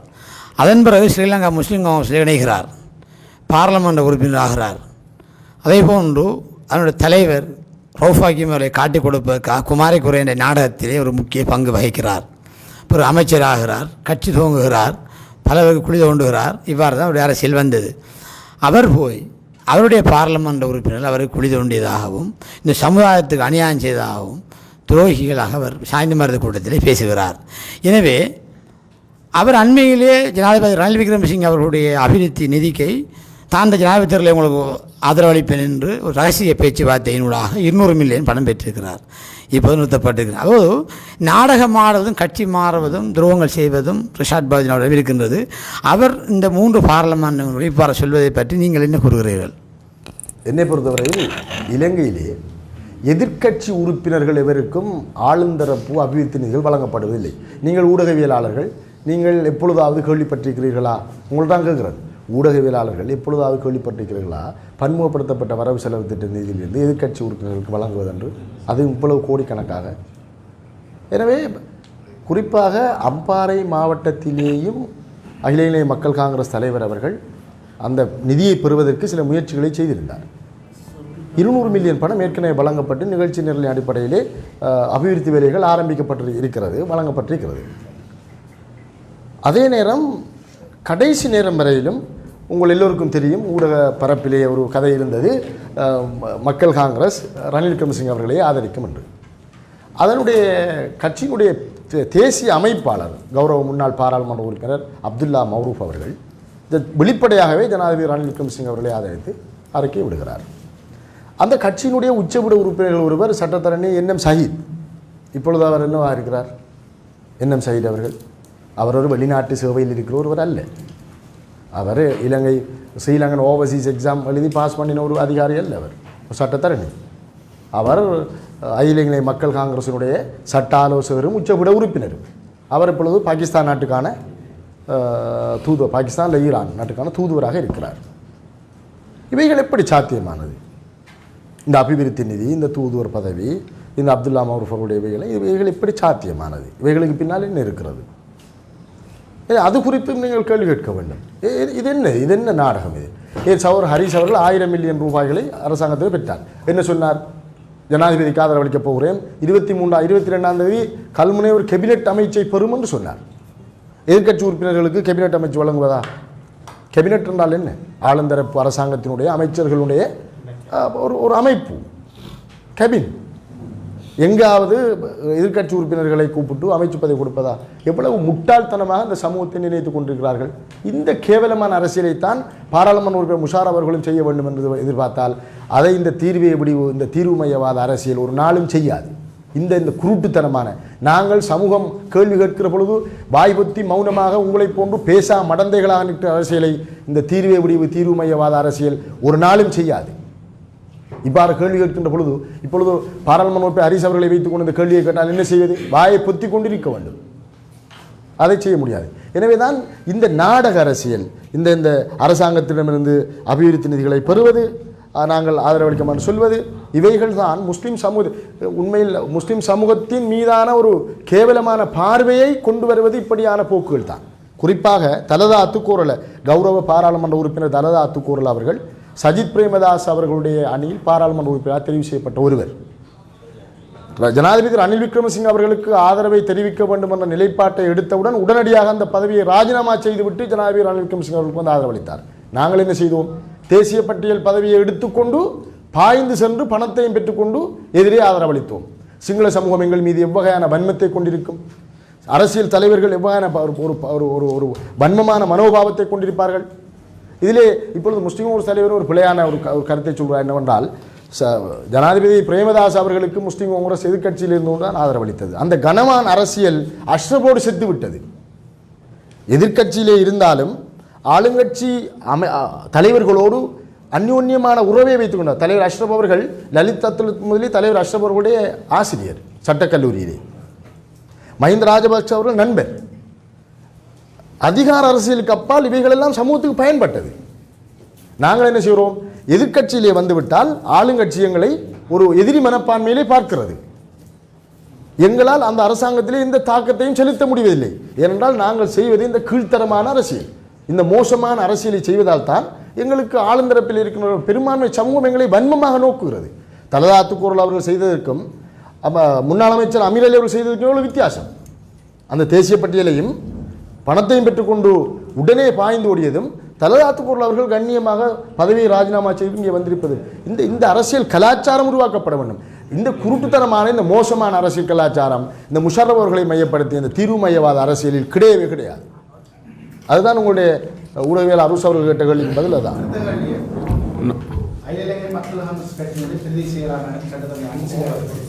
அண்மையிலே புகைப்படி கமிஷனில் ஒரு குற்றப்பிரேரணை வைத்திருந்தார். அஷ்ரப் நகரிலே 12 கோடிக்கு மேல் கிரவல்தீரி செய்ததாகவோ அந்த குற்றப்பிரேரணை அவர் அந்த நிதி சம்பந்தமாக சொல்லுங்கள். உண்மையில் எங்களுடைய அஸ்கர் அவர்கள் பதிலளிப்பார்கள். ஆனால் மேலோட்டமான ஒரு விடயத்தை சொல்கிறேன். உண்மையில் எங்களுடைய விமர்சனம் என்பது ஆரோக்கியமானது. அரசியல் கட்சி தலைவர்களுக்கும் பெரும் அமைச்சர்களுக்கும் ஜனாதிபதிக்கும் எதிராகத்தான் இந்த லஞ்ச ஊழல் முறைப்பாட்டிலே தேர்தல் காலங்களிலே போய் முறைப்பாட்டை செய்வார்கள். அந்த வகையிலே எங்களுடைய தீர்வை விடிவு மையவாத அரசியல் தலைவருக்கும் அப்படியான ஒரு விமர்சனம் செய்யப்பட்டிருக்கிறது என்றால், முறைப்பாடு செய்யப்பட்டிருக்கிறால் நாங்கள் சந்தோஷம் அடைகிறோம். ஆனால் உங்களுக்கு தெரியும், லஞ்ச ஊழல் ஆணைக்குழு என்பது சட்டத்தின் அடிப்படையில் இயங்குகின்ற ஒரு நிறுவனம். அங்கே அரசியல் கலப்பு எல்லாம் இருக்க முடியாது. அப்படி ஒரு விஷயம் நடந்திருந்தால் இந்த நேரம் எங்களுடைய பாராளுமன்ற உறுப்பினர் கைது செய்யப்பட்டிருக்க வேண்டுமா இல்லையா? லஞ்ச ஊழல் ஆணைக்குழு வீதியை போடாமலே பணத்தை பெற்றுக்கொண்டார் என்றால் உங்களுக்கு தெரியும், இந்த ஒப்பந்த நடைமுறைகளிலே சில ப்ரொசீஜர் இருக்கிறது. எஸ்டிமேஷன் இருக்கும், மேற்பார்வை இருக்கும், பில் இருக்கும், அதை அப்ரூவ் பண்ணுற பொறியியலாளர் இருப்பார், பேமெண்ட் செய்கிறவர் இருப்பார். இவர்கள் எல்லாவற்றையும் மீறி அந்த பணத்தை வீட்டுக்கு கொண்டு போவதற்கு முடியும் என்று ஒரு சட்டத்தரணியாக ஒரு பிரதேச சபையினுடைய தவிசாளராக இருந்த ஒருவர் போய் லஞ்ச ஊழல் ஆணைக்குழுவிலே முறைப்படுகிறார் என்றால் நீங்கள் யோசித்து பாருங்கள். ஒன்று, லஞ்ச ஊழல் ஆணைக்குழு சுயாதீனமற்றது என்கிற கருத்து வரும். அவர் கைது செய்யவில்லையே, இன்னும் எந்த ஒரு நடவடிக்கையும் எடுக்கவில்லையே. அப்படியானால் லஞ்ச ஊழல் ஆணைக்குழு அரசியல் செல்வாக்குள்ளது என்ற ஒரு கருத்துக்கு வர வேண்டி இருக்கும். அப்படி இருக்குமா? சாத்தியமா? லஞ்ச ஊழல் ஆணைக்குழு என்பது ஒரு இண்டிபெண்டன்ட் ஒரு கமிஷன் விளையாடா, அது வராது. ரெண்டாவது விஷயம், ஒரு தவிசாளராக இந்த ஒப்பந்த நடைமுறைகள் குறித்த அறிவில்லாத ஒரு முட்டாள் தவிசாளராக அவர் இருந்திருக்கிறார். ரெண்டாவது, ஒரு சட்டத்தரணி இவ்வளவு ஆதாரங்களையும் கொண்டு போய் லஞ்ச ஊழல் ஆணைக்குழுவில் முன்வைக்கப்பட்டு நடவடிக்கை எடுக்க முடியாமல் இருந்தால் நீதிமன்றத்துக்காக அல்லது அடுத்த நடவடிக்கை போயிருக்க வேண்டும். ஒரு சட்டத்தரணியாகவும் இல்லை, ஒரு தவிசாளராகவும் இல்லை, ஒரு சாதாரண பிரஜையாகவும் அறிவில்லை. இதற்கு ஏனென்றால் இப்படியான கதைகளை சொல்வதன் மூலமாக யாரை முட்டாளாக்க பார்க்கிறார்கள்? நான் சும்மா கேட்கிறேன். ஊடகவியலாளர்களையா, அரசியல்வாதிகளையா, அமைச்சர்களையா, லஞ்ச ஊழல் ஆணைக்குழு உறுப்பினர்களையா, தலைவரையா, அல்லது ஜனாதிபதியா, பிரதம மந்திரியா? யாரை முட்டாளாக்க பார்க்கிறார்? பாமர மக்களை அவர்கள் முட்டாளாக்க பார்க்கிறார்கள். எனவே இதை கேளுங்கள் பார்ப்போம், அவரையும் கூட்டிக்கு வாங்க பார்ப்போம். இது என்ன பிரச்சனை கேட்கறதுக்கு வேணா இந்த பதில் சரியா? இது ஒரு காரணகாரியம் இல்லையா? இதில் குழப்பம் இல்லையா உங்களுக்கு இந்த பதிலில்? தெளிவுது.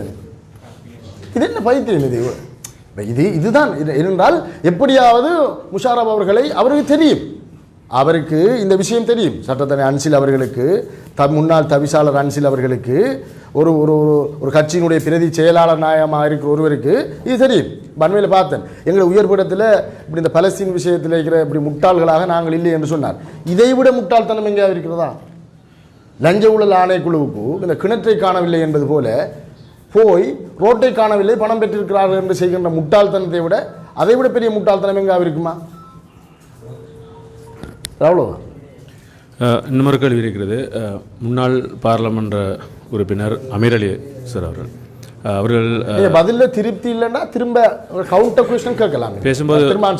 பேசும்போது சொல்லியிருந்தார், முஷாரஃப் எம்பி அவர்கள் அவருடைய வீட்டுக்கு போனதாகவும் அந்த வீடு வாடகை வீடு என்று சொன்னதாகவும் சொல்லியிருந்தார். நீங்கள் இப்படியா இருக்கின்றீர்கள் அப்படின்ற மாதிரியான ஒரு கேள்வி எழுந்தது.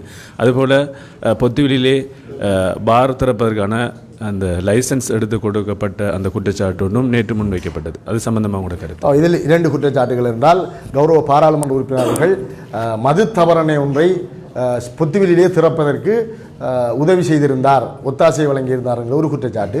2வது, பாராளுமன்ற உறுப்பினராக தெரிவு செய்யப்பட்டு முன்னாள் அமைச்சர் அமீர் அலி அவர்களுடைய வீட்டின் படிக்கட்டுகளில் நடந்து கொண்டிருந்த பொழுது இந்த வீடு எவ்வளவு என்று கேட்டாராம். அடுத்தது அவர் சொன்னாராம் இது வாடகை வீடு என்று சொன்னாராம். நீங்கள் எல்லாம் என்ன தேங்காயா துருவி கொண்டிருந்தீர்கள் என்று கேட்டாராம். இது ஒன்று. 2வது அந்த தவறனை. இது 2வது விஷயம். இதிலே முதலாவது விஷயம் இந்த சாராய மது தவறனை சம்பந்தமானது. புத்துவில் ஒரு சுற்றுலா பிரதேசம், அங்கே மது தவறனைகள் இருக்கிறது, வேறுவர்கள் இருக்கிறது. ஆனால் பாராளுமன்ற உறுப்பினர் அவர்கள் இந்த மது தவறனை சம்பந்தப்பட்ட விஷயத்தோடு எந்த வகையிலையும் தொடர்பு இல்லாத ஒருவர். அப்படின்னா வெளியிலே வந்திருக்கும். இப்போ ஒன்று அவருடைய பெயரிலே அல்லது அவருடைய சகாக்களின் பெயரிலே அல்லது அதை ஏதாவது ஒரு வகையில் அவர் அதை எடுத்திருக்க வேண்டும், கொடுத்திருக்க வேண்டும்ங்கிற ஒரு ஊகம்தான் இது. தெளிவான நிரூபிப்பதற்கு கஷ்டமான நரைப்பகுதிகளிலே, இந்த கிரே ஏரியா என்று சொல்வார்கள், நிரூபிப்பதற்கு கஷ்டமான மறைப்பகுதிகளிலே சந்தேகத்தை உருவாக்குவதன் மூலமாக வழக்கை வென்று விடலாம் என்கிற தியரி சட்டத்திலே இருக்கிறது. ஒரு சட்டத்தரணியினுடைய தொழில் என்னவென்றால் வலுவான சந்தேகத்தை கிரியேட் பண்ணுவது, உருவாக்குவது. அதிலே இப்பொழுது பாருங்கள், சகோதரர் சட்டத்தரணி முஷாரப் அவர்கள் மது தவறனை கொண்டு வந்தார் என்கிற ஒரு குற்றச்சாட்டை முன்வைத்திருக்கிறார்கள். அதை எப்படி நிரூபிப்பது? வெறுமனே வாதம், பொதுமக்களுக்கு நிரூபிப்பது கஷ்டம். ஆனால் சட்டத்தரணி முஷாரப் அவர்களுடைய பாராளுமன்றத்துடைய ஆதரவாளர்கள் பொத்துவிலே ஒரு ஆர்ப்பாட்டத்தை செய்து அதை அவர்கள் நிறுத்தியிருந்தார்கள். பொத்துவிலே இப்பொழுது ஆர்ப்பாட்டத்தை செய்வதாக இருந்தால் யாருடைய ஆதரவாளர்கள் செய்ய வேண்டும்? ஒன்று, பொத்துவிலே நடந்த ஆர்ப்பாட்டத்தை பாராளுமன்ற உறுப்பினர் முஷாரப் அவர்கள் குழப்பி இருக்க வேண்டும். பாராளுமன்ற உறுப்பினுடைய ஆதரவாளர்கள் தான் அதை செய்தார்கள். எனவே அந்த அடிப்படையில் மது தவறனை தற்பொழுது டிசிசி மூலம் முதலாவது பிரதேச அபிவிருத்தி குழு கூட்டத்திலே அது அனுமதி பெற வேண்டும். அதற்கு ஆக குறைந்தது ஒரு டிசிசி சேர்மன் என்ற அடிப்படையில் அதற்காகவாவது அனுமதி வழங்கியிருக்க வேண்டும். பாராளுமன்ற உறுப்பினர் மது தவறனைக்கு ஒத்தாசை என்று வைத்துக் கொள்ளுங்கள். டிசிசியிலே அதை எதிர்த்தது யார்? டிசிசிக்கு அனுமதி வழங்காமல் போனது யார்? அவர்தான். ஒரு முன்னுக்கு பின் முரணான இந்த கேள்வி கேட்டது யார்? நீங்கள் முன்னுக்கு பின் முரணான ஒரு விளக்கம். ஒரு டிசிசி சேர்மனாக அதை அனுமதித்தால் அதை சொல்லியிருக்கலாம், அதிகாரத்தை பயன்படுத்தி அவர் அனுமதித்தார் என்று. ஆனால் இதை வைத்து அரசியல் செய்வதற்கு கல்முனையைச் சேர்ந்த பாராளுமன்ற உறுப்பினர் ஓடோடி போய், ஏன்னால் இது அங்கேயும் முஸ்லீம் காங்கிரஸுக்கு ஆதரவானவர்கள் இருக்கிறார். அந்த பிரதேச முன்னாள் தவிசாளர், முஸ்லீம் காங்கிரஸ் கட்சியினுடைய அமைப்பாளர், அந்த பிரதேசத்தினுடைய அமைப்பாளர், முன்னாள் தவிசாளர், அந்த வகையிலே அதை அரசியலாக்க பார்த்தார்கள். ஆனால் நாங்கள் எங்கே தெளிவுபடுத்துவது எப்படி? ஆகுறது டிசிசி சேர்மன் டிசிசி அப்ரூவல் கொடுத்திருந்தா சில நேரங்களில் சொல்லியிருக்கலாம், பாராளுமன்ற உறுப்பினர் கை அங்கே இருந்திருக்குன்னு சொல்லலாம். இப்படித்தான் சமூகத்தை குழப்புவது, இந்த கிரே ஏரியா உருவாக்குவது, இதுதான் எங்களுடைய பிரச்சனை. அடுத்தது இந்த 2வது விஷயம், இந்த வீட்டை போனங்கிற விஷயம். நான் சொன்னேன் தானே, ஒவ்வொருவருடைய மன விசாலிப்பு என்பது, ஒருவருடைய மனதினுடைய விரிவு என்பது அவர்களுக்கு வித்தியாசப்படும். ஒரு வீட்டை போய் கேட்டாராம். நான் பாராளுமன்ற உறுப்பினர்களிடம் இது குறித்து கேட்கவும் இல்லை. அதே நேரம் ஒரு பொது பார்வையிலே நான் யோசித்தேன், இல்லை இது ஏன் பொய்யாக இருக்கக்கூடாது? அதற்கு ஒரு விஷயம் ஒன்றை சொல்கிறேன். பாராளுமன்ற உறுப்பினர்களுடைய அரசியல் அசிங்கத்திலே ஆரம்பித்தது என்று முன்னாள் அமைச்சர் அமீர் அலி அவர்கள் அந்த கூட்டத்திலே சொல்லியிருந்தார். அவருடைய அரசியல் அசிங்கத்திலே தான் ஆரம்பித்தது என்று. முன்னாள் அமைச்சர் அமீர் அலி அவர்களே உங்களுக்கு நான் ஒரு விஷயத்தை ஞாபகப்படுத்த விரும்புகிறேன். ஸ்ரீலங்கா ஒரு அரசியல் கட்சியிலிருந்து ஒருவன் சேர்வதும் பிரிவதும் அந்தந்த சூழ்நிலைகளை பொறுத்தது. ஒரு அரசியல் கட்சியிலே தொடர்ந்து ஒரு அரசியல் கட்சியிலே இருக்க வேண்டும் என்றால் அவன் அடிமையாகத்தான் இருக்க வேண்டும். கட்சி என்று வருகிற பொழுது, அரசியல் தீர்மானம் என்று வருகிற பொழுது, ஒவ்வொருவனுடைய அறிவுக்கும் ஏற்ற வகையில், சமூக பற்றுக்கும் ஏற்ற வகையில் அவைகளை அவன் புலனாய்வு செய்ய வேண்டும். ஒரு சமூக தலைமையாக எல்லாவற்றையும் ஏற்றுக்கொள்ள முடியாது. எனவே அந்த வகையில் கட்சிகள் மாற வேண்டி வரும், கட்சிகளை விட்டு நாங்கள் இடம்பெயர வேண்டி வரும், கட்சிகளில் இணைய வேண்டி, இதெல்லாம் அரசியலிலே சாதாரணமான விஷயங்கள். ஆனால் ஸ்ரீலங்கா முஸ்லீம் காங்கிரஸிலிருந்து இதை சொல்வதற்கு நான் உண்மையாக பயப்படுகிறேன், வெட்கப்படுகிறேன். பாராளுமன்ற உறுப்பினர்களும் இதை விரும்புவாரா என்று எனக்கு தெரியவில்லை. ஆனால் அமைச்சர் அமீர் அலி அவர்களோடு எனக்கு தனிப்பட்ட ரீதியிலும் உடன்பாடில்லை. காரணம் ஒன்றே ஒன்றுதான். ஸ்ரீலங்கா முஸ்லீம் காங்கிரஸ் கட்சியிலிருந்து நான் பிரிந்து போனால் அது இதை சொல்லுவதால் அந்த தாய் கேட்டிருந்தால் கூட மன வருத்தப்படுவார். அவருடைய தாயார் இதை கேட்டால் கூட மன வருத்தப்படுவார். நான் சொல்ல வருவது உங்களுக்கு எனக்கு மெய் சிலிர்க்கிறது. ஸ்ரீலங்கா முஸ்லிம் காங்கிரஸிலிருந்து நான் போனால் என் தாயுடன் விபச்சாரம் செய்வதற்கு சமன் என்று ஒருவன் கூறுகிறான் என்றால் அவனை விடவும் அசிங்கமான அரசியல்வாதி யார் இருக்கிறான்? அந்த அரசியல்வாதி தான் அரசியல் அசிங்கத்திலே ஒருவன் ஆரம்பித்தான் என்று பார்த்து சொல்கிறார். இவர்களுக்கு நாங்கள் என்ன பதிலை சொல்வது? இந்த முட்டாள்தனமான, இந்த முரட்டு பிடிவாதம் உள்ள, இந்த மோசமான அரசியலை இந்த சமூகத்திலே இருந்து துடைத்தெறிய வேண்டும். அவர் எதை வைத்து அரசியல் அசிங்கம் என்று சொன்னார்? வீட்டுக்கு பிள்ளை கேட்டு அவர் சொன்னாரா, இது தங்காது. நீங்கள் ஒரு விஷயத்தை விளங்கணும் என்னென்றா, இதுதான் சட்டத்தரணி முஷாரப் அவர்கள் மீது அவர்கள் கொண்டிருந்த மன எண்ணம். இதுதான் அந்த கட்சியை விட்டு அவரை தூரமாக்கியது. பாருங்கள், அமீர் அலி அவர்கள் என்ன சொல்கிறார்? தலைவரும் கோடுத்து சொன்னாராம், இது தங்காது, இதை நம்ப தேவையில்லை. இந்த அவநம்பிக்கைகளைத்தான் அந்த தலைவர் நம்பினார். இந்த அவநம்பிக்கைகள் தான் அந்த கட்சியிலே இருந்து ஒரு திறமையான இளைஞனை பின்னுக்கு கொண்டு வந்தது, அவனை கட்சியை விட்டு வெளியேற்றியது. இவைகளையெல்லாம் விளங்கிக் கொள்கிற பக்குவம் தலைமைக்கு இருக்கவில்லை. இவைகள் ரகசியங்களாக இருக்கிறது. வெளிப்படையாக பேச வேண்டும் என்பதற்காகத்தான் இந்த பத்திரிகை மாநாட்டை கூட்டினேன். இதை நீங்கள் பார்த்து கொண்டிருக்கின்ற சமூகம் உணர்ந்து கொள்ள வேண்டும். பாராளுமன்ற உறுப்பினர் முஷாரப் அவர்கள் மீது இப்படியான அவநம்பிக்கைகளை அந்த கட்சியினுடைய உயர்பீடத்திலே இருக்கிறவர்கள் விதைத்ததன் காரணமாகத்தான் அந்த கட்சியை விட்டு வெளியேற வேண்டிய, தூரமாக வேண்டிய, வெளியேற்றப்பட்டது என்பது போய், வெளியேறியது என்பது போய், கட்சியை விட்டு தூரமானது என்பதுதான் சரியான வாதம். கூறியிருந்தீர்கள் அந்த அமீர் அலி அவர்கள் எம்பி பதவி எடுத்துக்கு போனேன்னு சொல்லி. இப்போ எம்பி பதவி எடுத்துக்கு போனதுக்கு போகிறதானே நீங்கள் எல்லாரும் கட்சியில் வந்து சேர்ந்து அந்நேரம் அதுபடியே அவங்களுக்கு தோணுது. நல்ல கேள்வி. ஆனால் இந்த இந்த கேள்வி வந்து சாதாரணமாக என்ன சொல்கிறேன், எல்லாரும் கேட்குற கேள்வி. அதாவது இப்போ கேட்குற ஒரு ஆள் கேட்குற என்னென்ன, முஸ்லீம் காங்கிரஸ் நீங்கள் இருந்ததானே, அப்போ உங்களுக்கு பிள்ளையா தெரியலையா? உதாரணமாக ஜெனரல் சரத் பொன்சேகாவை ஆதரிக்கிற நேரம் நான் கட்சியில் இருந்தேன். இப்போ என்னட்டு ஒரு ஆள் வந்து கேட்காரு, அப்போ நீங்கள் ஏன் எதுக்கலன்னு கேட்காரு. இந்த கேள்விக்கு ஒரு விஷயம் சொல்லும் என்னென்னா, ஒரு ஆள் கட்சியை விட்டு போனால் சொல்லுவாங்க எப்படின்னா, நீங்கள் கொஞ்சம் லேட்டாக இருக்கலாம்னு சொல்லுவாங்க, கொஞ்சம் நீங்கள் லேட்டாக போயிருக்கலாம் என்று சொல்லுவாங்க. சரியோ, கட்சி விட்டு போவாட்டுச்சாக்கள் சொல்லுவார், நீங்கள் அந்த கட்சியில் இருந்தது உங்களோட அரசியல் பின்னுறதுக்கு பிள்ளையாக போயிட்டுன்னு சொல்லுவாங்க. அரசியலில் ரெண்டு வகையான அபிப்பிராயங்கள் இருக்கும். அதில் இந்த அபிப்பிராயங்கள், இந்த நீங்கள் ஏன் அப்போ சரி கண்டிங்க இப்போ போல கண்டிங்க என்ற விஷயத்துக்கு பின்னால் கணக்கு நியாயங்கள் இருக்கும். அதில் உண்டு. இப்போ உதாரணமாக நான் இந்த கேள்வியை எனக்குள்ளே கேட்டிருந்தா மக்கள் காங்கிரஸுக்கு வரையலாம், சரியா? சரி, இதே மாதிரி தலைவர் ரவுஃப் ஹக்கீம் அவர்கள் உரிமை அரசியலில் ஒரு பிள்ளையான ஒரு ஆள் உங்களுக்கு இப்போ சொல்கிறீங்க ஆனே, அப்போ நீங்கள் என்ன முஸ்லீம் காங்கிரஸுக்கும் போயிடலாம். ஆக அரசியல் என்பது அந்த சூழ்நிலைகளிலே சில நேரங்களில் நாங்கள் தீர்மானிக்கின்ற சக்திகளாக இல்லாமல் இருப்போம், இருந்திருப்போம். எனவே அது அந்தந்த சூழ்நிலைகளோடு சம்பந்தமான விஷயம். ஆனால் நீங்கள் அந்த குறிப்பிட்ட அந்த சம்பவத்தோடு, இந்த கட்சி மாறிய அந்த முடிவோடு சம்பந்தப்பட்ட ஒரு உயர்பீட உறுப்பினராக நான் இருந்து என்னிடம் இந்த கேள்வியை கேட்டால் நான் கட்டாயம் பதிலளிக்க வேண்டும்.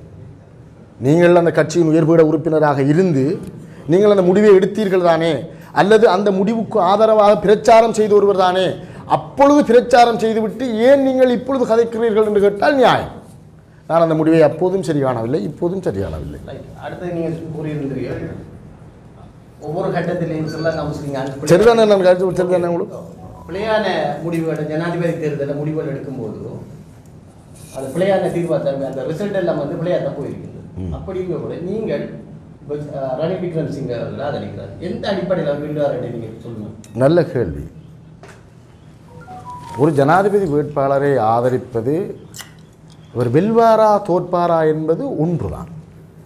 ஆனால் அதை தாண்டி நாங்கள் யோசிக்க வேண்டும். அவர் வெல்வார் தேர்தல் என்றால் ஒரு வெல்வார் தோற்பார். ஆனால் வெறும் குருட்டு நம்பிக்கையின் அடிப்படையில் பயணிக்க முடியாது. ஜனாதிபதி ரணில் விக்ரமசிங்கே அவர்கள் அடுத்த ஜனாதிபதியாக தெரிவு செய்யப்படுவாரா இல்லையா என்பதற்கு நாங்கள் பல புள்ளிகளை வைத்து விளக்கம் சொல்லலாம். ஒவ்வொரு கோணத்திலும் நாங்கள் விளங்க வேண்டி வருது. ஆனால் நாங்கள் ஏன் ஆதரித்தோம் என்று கேட்பது நியாயமானது. ஏன்னால் அவர் வெல்வார் என்று தான் நீங்கள் போனீங்களா என்று கேட்காமலுக்கு ஜனாதிபதியை நீங்கள் ஏன் ஆதரிக்கீங்க என்ற விஷயம் அது யதார்த்தமானது. சரிதானே? இப்போ அவர் வெல்வாரா தோற்பாரா என்று கேட்டால் அதுக்கு துல்லியமான பதில் யார்கிட்ட ஒரு டீம் இல்லை. ஆனால் நீங்கள் ஏன் ஆதரிக்கீங்க அவரை என்று கேட்டால் அவர் வெல்வார் என்று தான் நாங்கள் ஆதரிக்கிறோம்.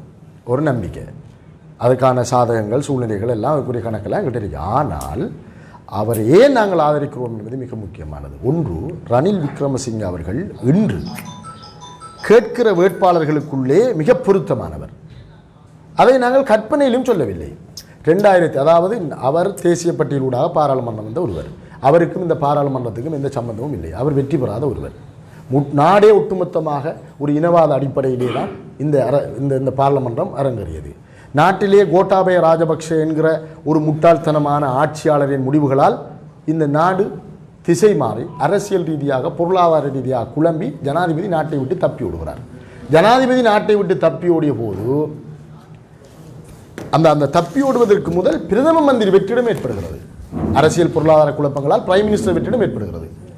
அப்போ இந்த கலகத்தை இந்த கலவரத்தை ஒரு முடிவுக்கு கொண்டு வருவதற்காக அல்லது கட்டுப்படுத்துவதற்காக அல்லது மேனேஜ் பண்ணுவதற்காக முகாமை செய்வதற்காக கோட்டாபய ராஜபக்ஷ அவர்கள் யாராவது ஒருவர் பிரதம மந்திரியாக நாட்டை பாரமெடுத்துக் கொள்ளுங்கள் என்று சொல்கிறார். அனுரகுமார் அவர்களும் கேட்கிறார், சஜித் பிரேமதாஸ் அவர்களும் கேட்கிறார், பொருளாதார விற்பனர்களிடம் கேட்கிறார். யாரும் நாட்டை வந்து யாரும் நாட்டை பாரமெடுத்துக் கொள்ளவில்லை. அப்பொழுதுதான் ரணில் விக்ரமசிங்கே அவர்கள் நாட்டை பாரமெடுக்கிறார். ரணில் விக்ரமசிங்கே அவர்கள் நாட்டை பாரமெடுக்கின்ற பொழுது திரைசேரியில் எவ்வளவு இருந்தது? ஃபாரின் ரிசர்வ் எவ்வளவு இருந்தது? 10,000 அமெரிக்க டாலர்கள். இப்பொழுது ஃபாரின் ரிசர்வ் எவ்வளவு? 5 பில்லியன் அமெரிக்க டாலர்கள். இந்த 2 வருடங்களுக்கிடையில் அவர் எடுத்த முயற்சிகள், குறிப்பாக IMFக்கு போக வேண்டாம்னு சொன்னார்கள். IMFக்கு போனார். IMF நிபந்தனைகளை ஏற்றுக்கொள்ள வேண்டாம்னு சொன்னார்கள், ஏற்றுக்கொண்டார். வரியை கூட்டினால் பிரச்சனை வரும், மக்கள் எதிர்கொள்வார்கள், மக்கள் ரோட்டுக்கு வருவார்கள், வீதிக்கு வருவார்கள், தொழிற்சங்கங்கள் எல்லாம் வரும் என்றார், ஏற்றுக்கொண்டார். அப்பொழுதெல்லாம் பாராளுமன்ற உறுப்பினர் முஷாரப் அவர்கள் அந்த முடிவுகளை ஆதரித்தார். நிறைவேற்ற அதிகாரம் கொண்ட ஜனாதிபதி முறை இருக்க வேண்டும், ஜனாதிபதி அன்பாப்புலர் டிசிஷன் எடுக்க வேண்டும், அதாவது பிரபல்யமற்ற முடிவுகள், மக்களால் தூற்றப்பட்டாலும் நீங்கள் பிரபல்யமற்ற முடிவுகளை எடுத்தால் தான் மகாதீர் முகமது போன்று லீ குவான் யூ போன்று நாங்கள் இதை வெல்லலாம் என்று தொடர்ச்சியாக பாராளுமன்றத்தில் உரையாற்றி வந்தார். எத்தனை ஹன்சாட்களை உங்களுக்கு தர வேண்டுமானாலும் இப்பொழுது தருவேன் உடனடியாக. தொடர்ச்சியாக ஜனாதிபதி முடிவுகளை அவர் ஆதரித்து வந்தார். நாடு தேசம் என்கிற கதையாடல்களை பாராளுமன்றத்துக்குள்ளே கொண்டு போனார். அதற்கு இந்த ஜனாதிபதி ரணில் விக்ரமசிங்கே அவர்கள் நல்ல சமிக்கைகளை தந்தார்.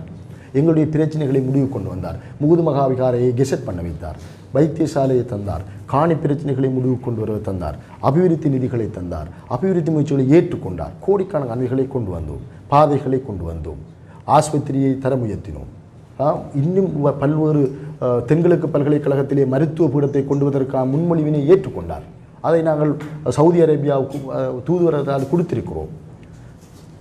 ஹெடோயா திட்டத்துக்கு ஜனாதிபதி அவர்கள் கடந்த பொத்துவிலே கேஸ் சிலிண்டர் சின்னம் வெற்றி பெற்றால் ஹெடோயா உங்களுக்கு கிடைக்கும் என்று சொன்னார். ஒரு ஜனாதிபதி வந்து ஹெடோயா நீங்கள் எழுதி கொடுத்து வாசித்து விட்டு செய்ய முடியாமல், நீங்கள் எழுதி கொடுத்தாலும் செய்ய மாட்டீர்கள், எழுதாமல் கொடுத்தாலும் செய்ய மாட்டீர்கள், வாக்கு தந்தாலும் செய்ய மாட்டீர்கள்.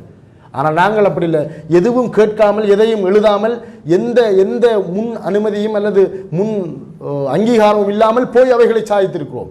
ஹெடோயா என்பது ஏறத்தாழ 2 லட்சம் ஏக்கர் நிலங்களையும் அந்த பொத்துவில் பிரதேசம் மட்டுமல்ல லவுகல பானம பிரதேசங்களில் இருக்கிற குடிநீர் பிரச்சனையையும் தீர்க்கக்கூடிய ஒரு விஷயம். அதை ஒன்றை செய்தால் கூட தென்கிழக்கு பல்கலைக்கழகமும் அஷ்ரஃபும் எப்படியோ ஹெடோயாவும் முஷர்ரஃபும் எதிர்காலத்திலே இருப்பார்கள். எனவே அந்த நிலைப்பாட்டை நாங்கள் விட்டுவிட்டு சஜித் பிரேமதாஸ் அவர்களோடு உப்புச்சப்பில்லாமல் போவதற்கு நாங்கள் இந்த மூளை குறைந்தவர்களா இல்லை. எனவே தான் ரணில் விக்ரமசிங்கே அவர்களோடு நாட்டை கட்டியெழுப்பியிருக்கிறார். பொருளாதாரம் பற்றி IMF இலங்கை அரசாங்கம் 17 முறை IMFக்கு போயிருக்கிறது. 17 முறையும் IMF தோல்வி அடைந்திருக்கிறது. இது கடைசி முறை. ஆனால் IMF உடைய கடன் திட்டம், கடன் மறுசீரமை ஒப்பந்தங்கள் வெற்றி பெற்றிருக்கிறது. காரணம் என்ன? ரணில் விக்ரமசிங்கவுடைய ஆளுமை. என்ன பொருள் இன்று கியூ வரிசைகள் தான் முக்கியம்.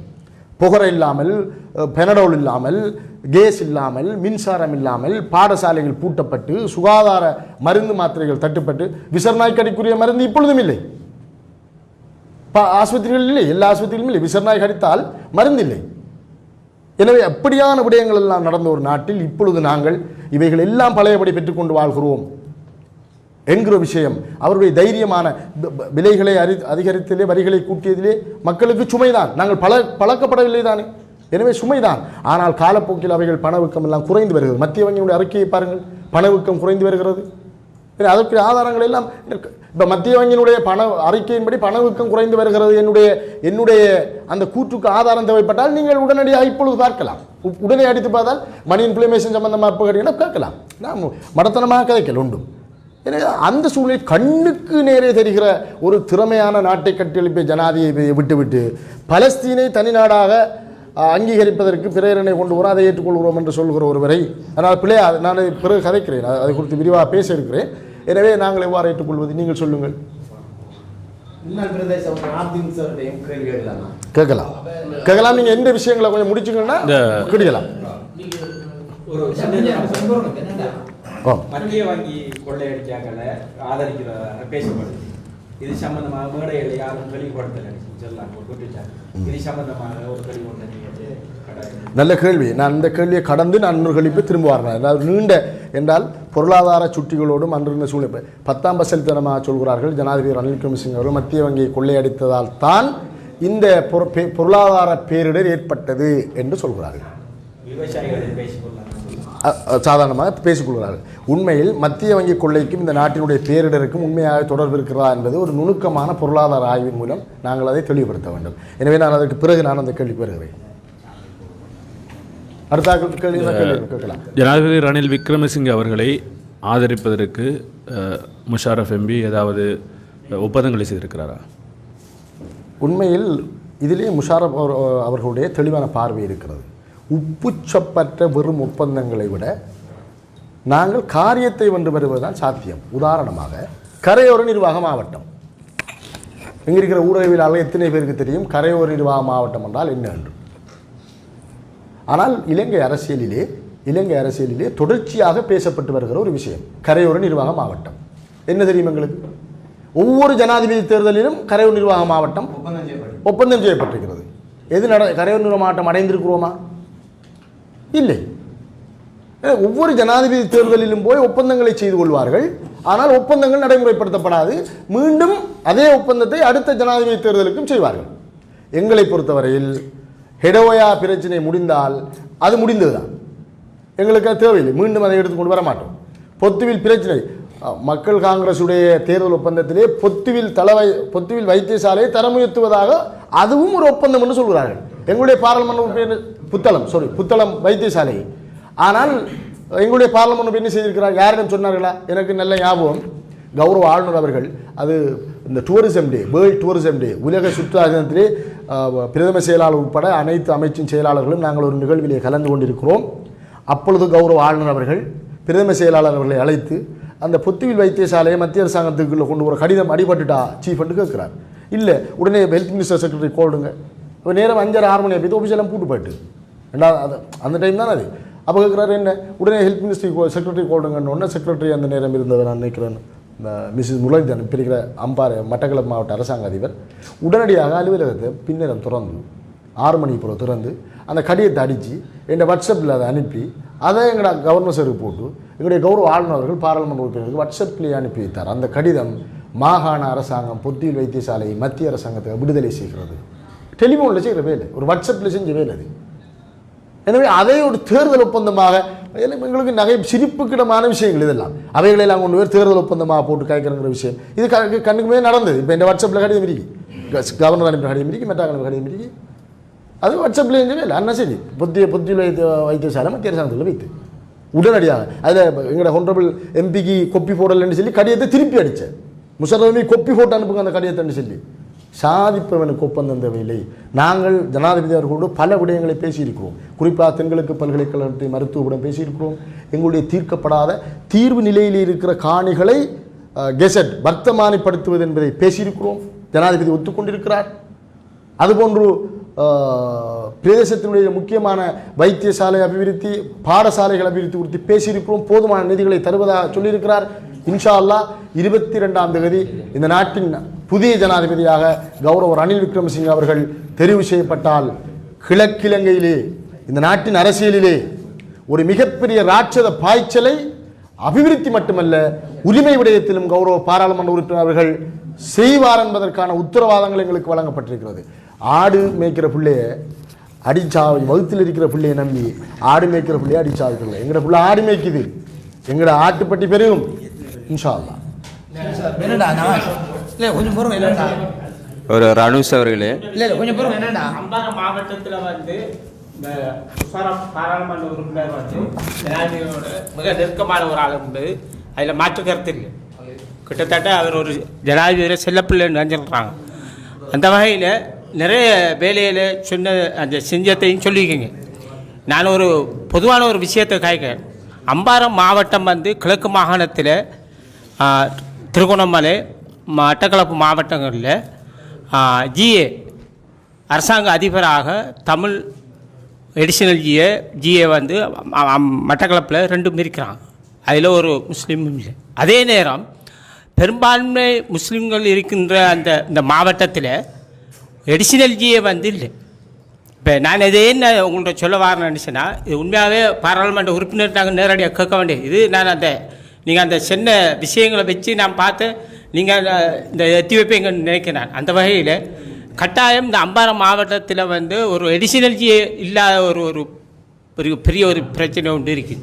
அதை நீங்கள் எதிர்காலத்தில் இன்ஷா அல்லாஹ் அதை செய்யணும். எங்களுடைய அம்பாறை மாவட்டத்தில் இந்த கரையோர மாவட்டம்ங்கிறது சாத்தியமில்லாத ஒரு விஷயம். பொய்யான விஷயத்தை போட்டு அலட்ட தேவை. இந்த மாவட்டத்தில் இருக்கிற ஜிஏ இல்லாட்டி எடிஷனல் ஜிஏ ஒரு பலமான இன்றைக்கு தமிழ் ஜிஏ எடிஷனல் ஜிஏ இருக்குது, சிங்கள எடிஷனல் ஜிஏ இருக்குது, ஜிஏ இருக்குது, முஸ்லீமால் இல்லை. இவ்வாறான ஒரு தேவையை கட்டாயம் பாராளுமன்ற உறுப்பினர் செய்ய வேண்டும். இந்த நிலைமை தான் எங்களுடைய இந்த முஸ்லீம் தேசிய அரசியல் கொண்டு நிறுத்தி இருக்கிறது. அதாவது அம்பாறை மாவட்ட மேலதிக அரசாங்க அதிபர் என்பதே முஸ்லீம் சமூகத்துக்காக உருவாக்கப்பட்டது. அம்பாறை மாவட்ட மேலதிக அரசாங்க அதிபர் என்ற பதவியே முஸ்லீம் சமூகத்துக்காக உருவாக்கப்பட்டது. எங்களுடைய பாராளுமன்ற உறுப்பினர் இந்த விடயங்களை எல்லாம் எங்களிடம் பேசி புழுங்கி இருக்கிறார். சம்பந்தப்பட்ட அதிகாரிகளோடு கிடைத்திருக்கிறார். இன்ஷா அல்லாஹ் இந்த மாவட்டத்தினுடைய தலைமையாக இந்த மக்களுடைய அங்கீகாரம் இந்த முஷாரப் அவர்களுக்கு கிடைக்கப்பெற்றால் இந்த கேள்வி எழும்புவதற்கான வாய்ப்பே நிச்சயம் இருக்காது. நான் அதை உறுதியாக சொல்லுகிறேன். இந்த குறை நிவர்த்திக்கப்படும். இந்த மாவட்டத்தினுடைய அதிகாரம் இந்த தீர்வுமையவாத அரசியலுக்கு தரப்பட்டால் இது நடக்கும் இன்ஷா அல்லாஹ். ஓகே. என்னடா அடுத்து வந்து அஷ்ரஃபாய் டைம் போகல சார்ஜ்களை 2வது அடுத்து அஷ்ரஃபாய் பலஸ்தீன் விஷயத்தை நாங்கள் சொல்லிக் அதுக்கிடையிலே ஒரு கேள்வி இருக்குது, சின்ன கேள்வி ஒன்று. சாய்ந்த மருதிலே நடைபெற்ற கூட்டத்திலே ஏசிஎம்சி கட்சியினுடைய முன்னாள் வேட்பாளர் வைகே ரஹ்மான் அவர்கள் ஒரு உண்மையை சொல்லப் போகின்றனர் என்று ஒரு விடயத்தை சொன்னார். பாராளுமன்ற உறுப்பினர் முஷாரப் அவர்கள் இந்த கட்சியினுடைய தலைவர் அவர்கள் சிறையில் இருக்கின்ற போது இரட்டை பிரஜா உரிமைக்கு வாக்களித்தமை ஆனது பஷீல் ராஜபக்ஷ அவர்களுடைய வேண்டுகோள் பேரிலே அவர் அந்த வாக்களிப்பிலே கலந்து கொண்டதாகவும், எதிர்காலத்திலே இந்த ஏசிஎம்சி கட்சியினுடைய தலைவர் சிறையில் இருக்கின்ற போது இந்த கட்சியினுடைய தலைமை பொறுப்பை ஏற்றுக்கொள்வதற்காகத்தான் நான் அந்த வாக்களிப்பிலே ஈடுபட்டதாகவும் தன்னிடம் சொன்னதாக வைகே ரஹ்மானிடம் பாராளுமன்ற உறுப்பினர் முஷாரப் சொன்னதாக ஒரு குற்றச்சாட்டு அந்த பகிரங்கமாக சொன்னார். ஊடகங்களிலே கூட அவை ஒலிபரப்பப்பட்டு கொண்டிருக்கின்றன. இந்த விடயம் அந்த கட்சிக்குள்ளே இருந்த உங்களிடம் அப்படியாக இருந்தால் முஷாரப் சொல்லவில்லையா? இது உண்மைக்கு புறம்பான பேச்சா? இதனுடைய நம்பகத்தன்மையை தெளிவுபடுத்தவும். இது முற்றுமுழுதாக பொய். ஒருவர் நான் சொல்லாத விடயத்தை சொன்னதாக உங்களிடம் சொல்லலாம், யாரும் சொல்லலாம். ஒரு மனிதன் இன்னொரு மனிதனிடம் சொல்லாத விடயங்களை சொல்லலாம். ஆனால் அதை நிரூபிப்பதற்கான அல்லது அதற்கான வாய்ப்புகளை அப்படி ஒரு ஏது இருந்தது என்பதற்கு காரிய அடிப்படையில் அவர் சொல்ல வேண்டும். குறிப்பாக இவர் சொன்ன அந்த காலப்பகுதிக்கு நான் நினைக்கிறேன் எங்கள் பாராளுமன்ற உறுப்பினர்களோடு தொடர்ச்சியாக பேசிக் கொண்டிருக்கின்ற ஒருவர் தான் வைகோ ரஹ்மான் அவர்கள். பாராளுமன்ற உறுப்பினர்கள் தொடர்ச்சியாக இப்போ எங்களுக்கு தெரியும் அவர் எங்களோடு உரையாடி ஒருவர். நான் சொன்னேன் தானே உங்களுக்கு ஒரு கிழமைக்கு முதல் என்னோட காய்ச்சவர் ரணில் விக்ரமசிங்கே அவர்களுக்கு நான் சரி நான் சொல்கிறேன், சகோதரர் வைகோ ரஹ்மான் அவர்களே, நீங்கள் கடந்த வாரம் எனக்கு தொலைபேசி எடுத்து நீங்கள் நான் ரணில் விக்ரமசிங்கே ஆதரவான ஒரு ஆள், எனக்கு நீங்களாகவே தொலைபேசி எடுத்து நீங்கள் என்ன சொன்னீர்கள்? ஜனாதிபதி ரணில் விக்ரமசிங்கே அவர்களுக்கு ஆதரிப்பது தான் நியாயம். நான் இன்று நாளை நடைபெற இருக்கிற மத்திய குழு கூட்டத்திலே இது குறித்து பேச இருக்கிறேன். நான் தான் தொலைபேசியை துண்டித்தேன், எனக்கு மிக அவசரமாக இருக்கிறேன் வைக்கே, நாங்கள் இன்னொரு தரம் கதைக்கலாம்னு நாங்கள் நல்ல பகடியாக காய்ச்சி சிரித்து மிச்ச நேரம் என்னோடய ஃபோனில் இந்த ரெக்கார்டிங்கில் நான் கதைச்சதை வேணால் காட்டலாம். என்னோட கதைச்சதுக்கு ஆதாரம் இருக்குது, நான் ஸ்க்ரீன்ஷாட் இருக்கேன். இதுக்கு நீங்கள் என்ன சொல்கிறீர்கள்? இப்படி சொன்ன ஒரு மனிதர் தான் அதை செய்திருக்கிறார் அப்படின்னு சொல்லியிருக்கிறார். என்னை பொறுத்தவரையில் அது 100% பொய். அது ஒரு புனைந்துரைக்கப்பட்ட கதை. அதற்கு வேறு என்ன ஆதாரத்தை அவசியம்? அதான் சொன்னேன், போன கிழமை நடந்தது. என்ன மொபைல் எடுத்தீங்கன்னா நான் காட்டுவேன், கோல் ஹிஸ்ட்ரியில் கிடக்கும் அவர் என்னோட காய்ச்சது. நான் அல்லாஹ் மீது சத்தியம், இதை என்னை படைத்த ரப்பு, இந்த அரசு குருசி, இந்த அல்லாஹ் மேலே சத்தியமாக சொல்கிறேன். நான் அப்போ வைக்கிறோமா பச்சை பொய்ய சொல்கிறா? பொய் சொல்கிறேன், வேற என்ன சொல்கிறேன்? இதை விடையா? நான் ஈமான் கொண்ட ஒரு ஆள், நான் பாவ பலிக்கு பயந்த ஒரு ஆள், நான் சொல்கிறேன். இல்லை, அவர் அதை மலுப்பிலா தான் கூப்பிடுறார். அவர் அப்படி என்ன சத்தியம் பண்ண கூப்பிடுறீங்க? அவர் மலுப்பிலா தான் சொல்றார். நான் சத்தியம் பண்றேன், அல்லாஹ் மீது சத்தியம் நான் செய்கிறேன். வைகோ ரஹ்மான் அவர்கள் அப்படி சொன்னார்.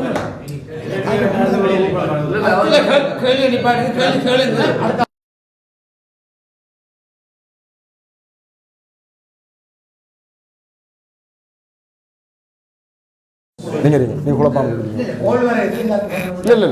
இல்லை இது அரோஸ் பத்திரிகையாளர் மாநாட்டின் நோக்கம் எங்களுடைய பாராளுமன்ற உறுப்பினர்கள் மீது நேற்று பூசப்பட்ட அவதூறுகளுக்கான பதில்கள் வழங்கணும். என்ன கேள்விகள் இருக்கு? எனக்கு இந்த அவசரம் எங்கட இது ஒரு சமூக பொறுப்புமிக்க ஒரு பணி. இந்த அருள் நீ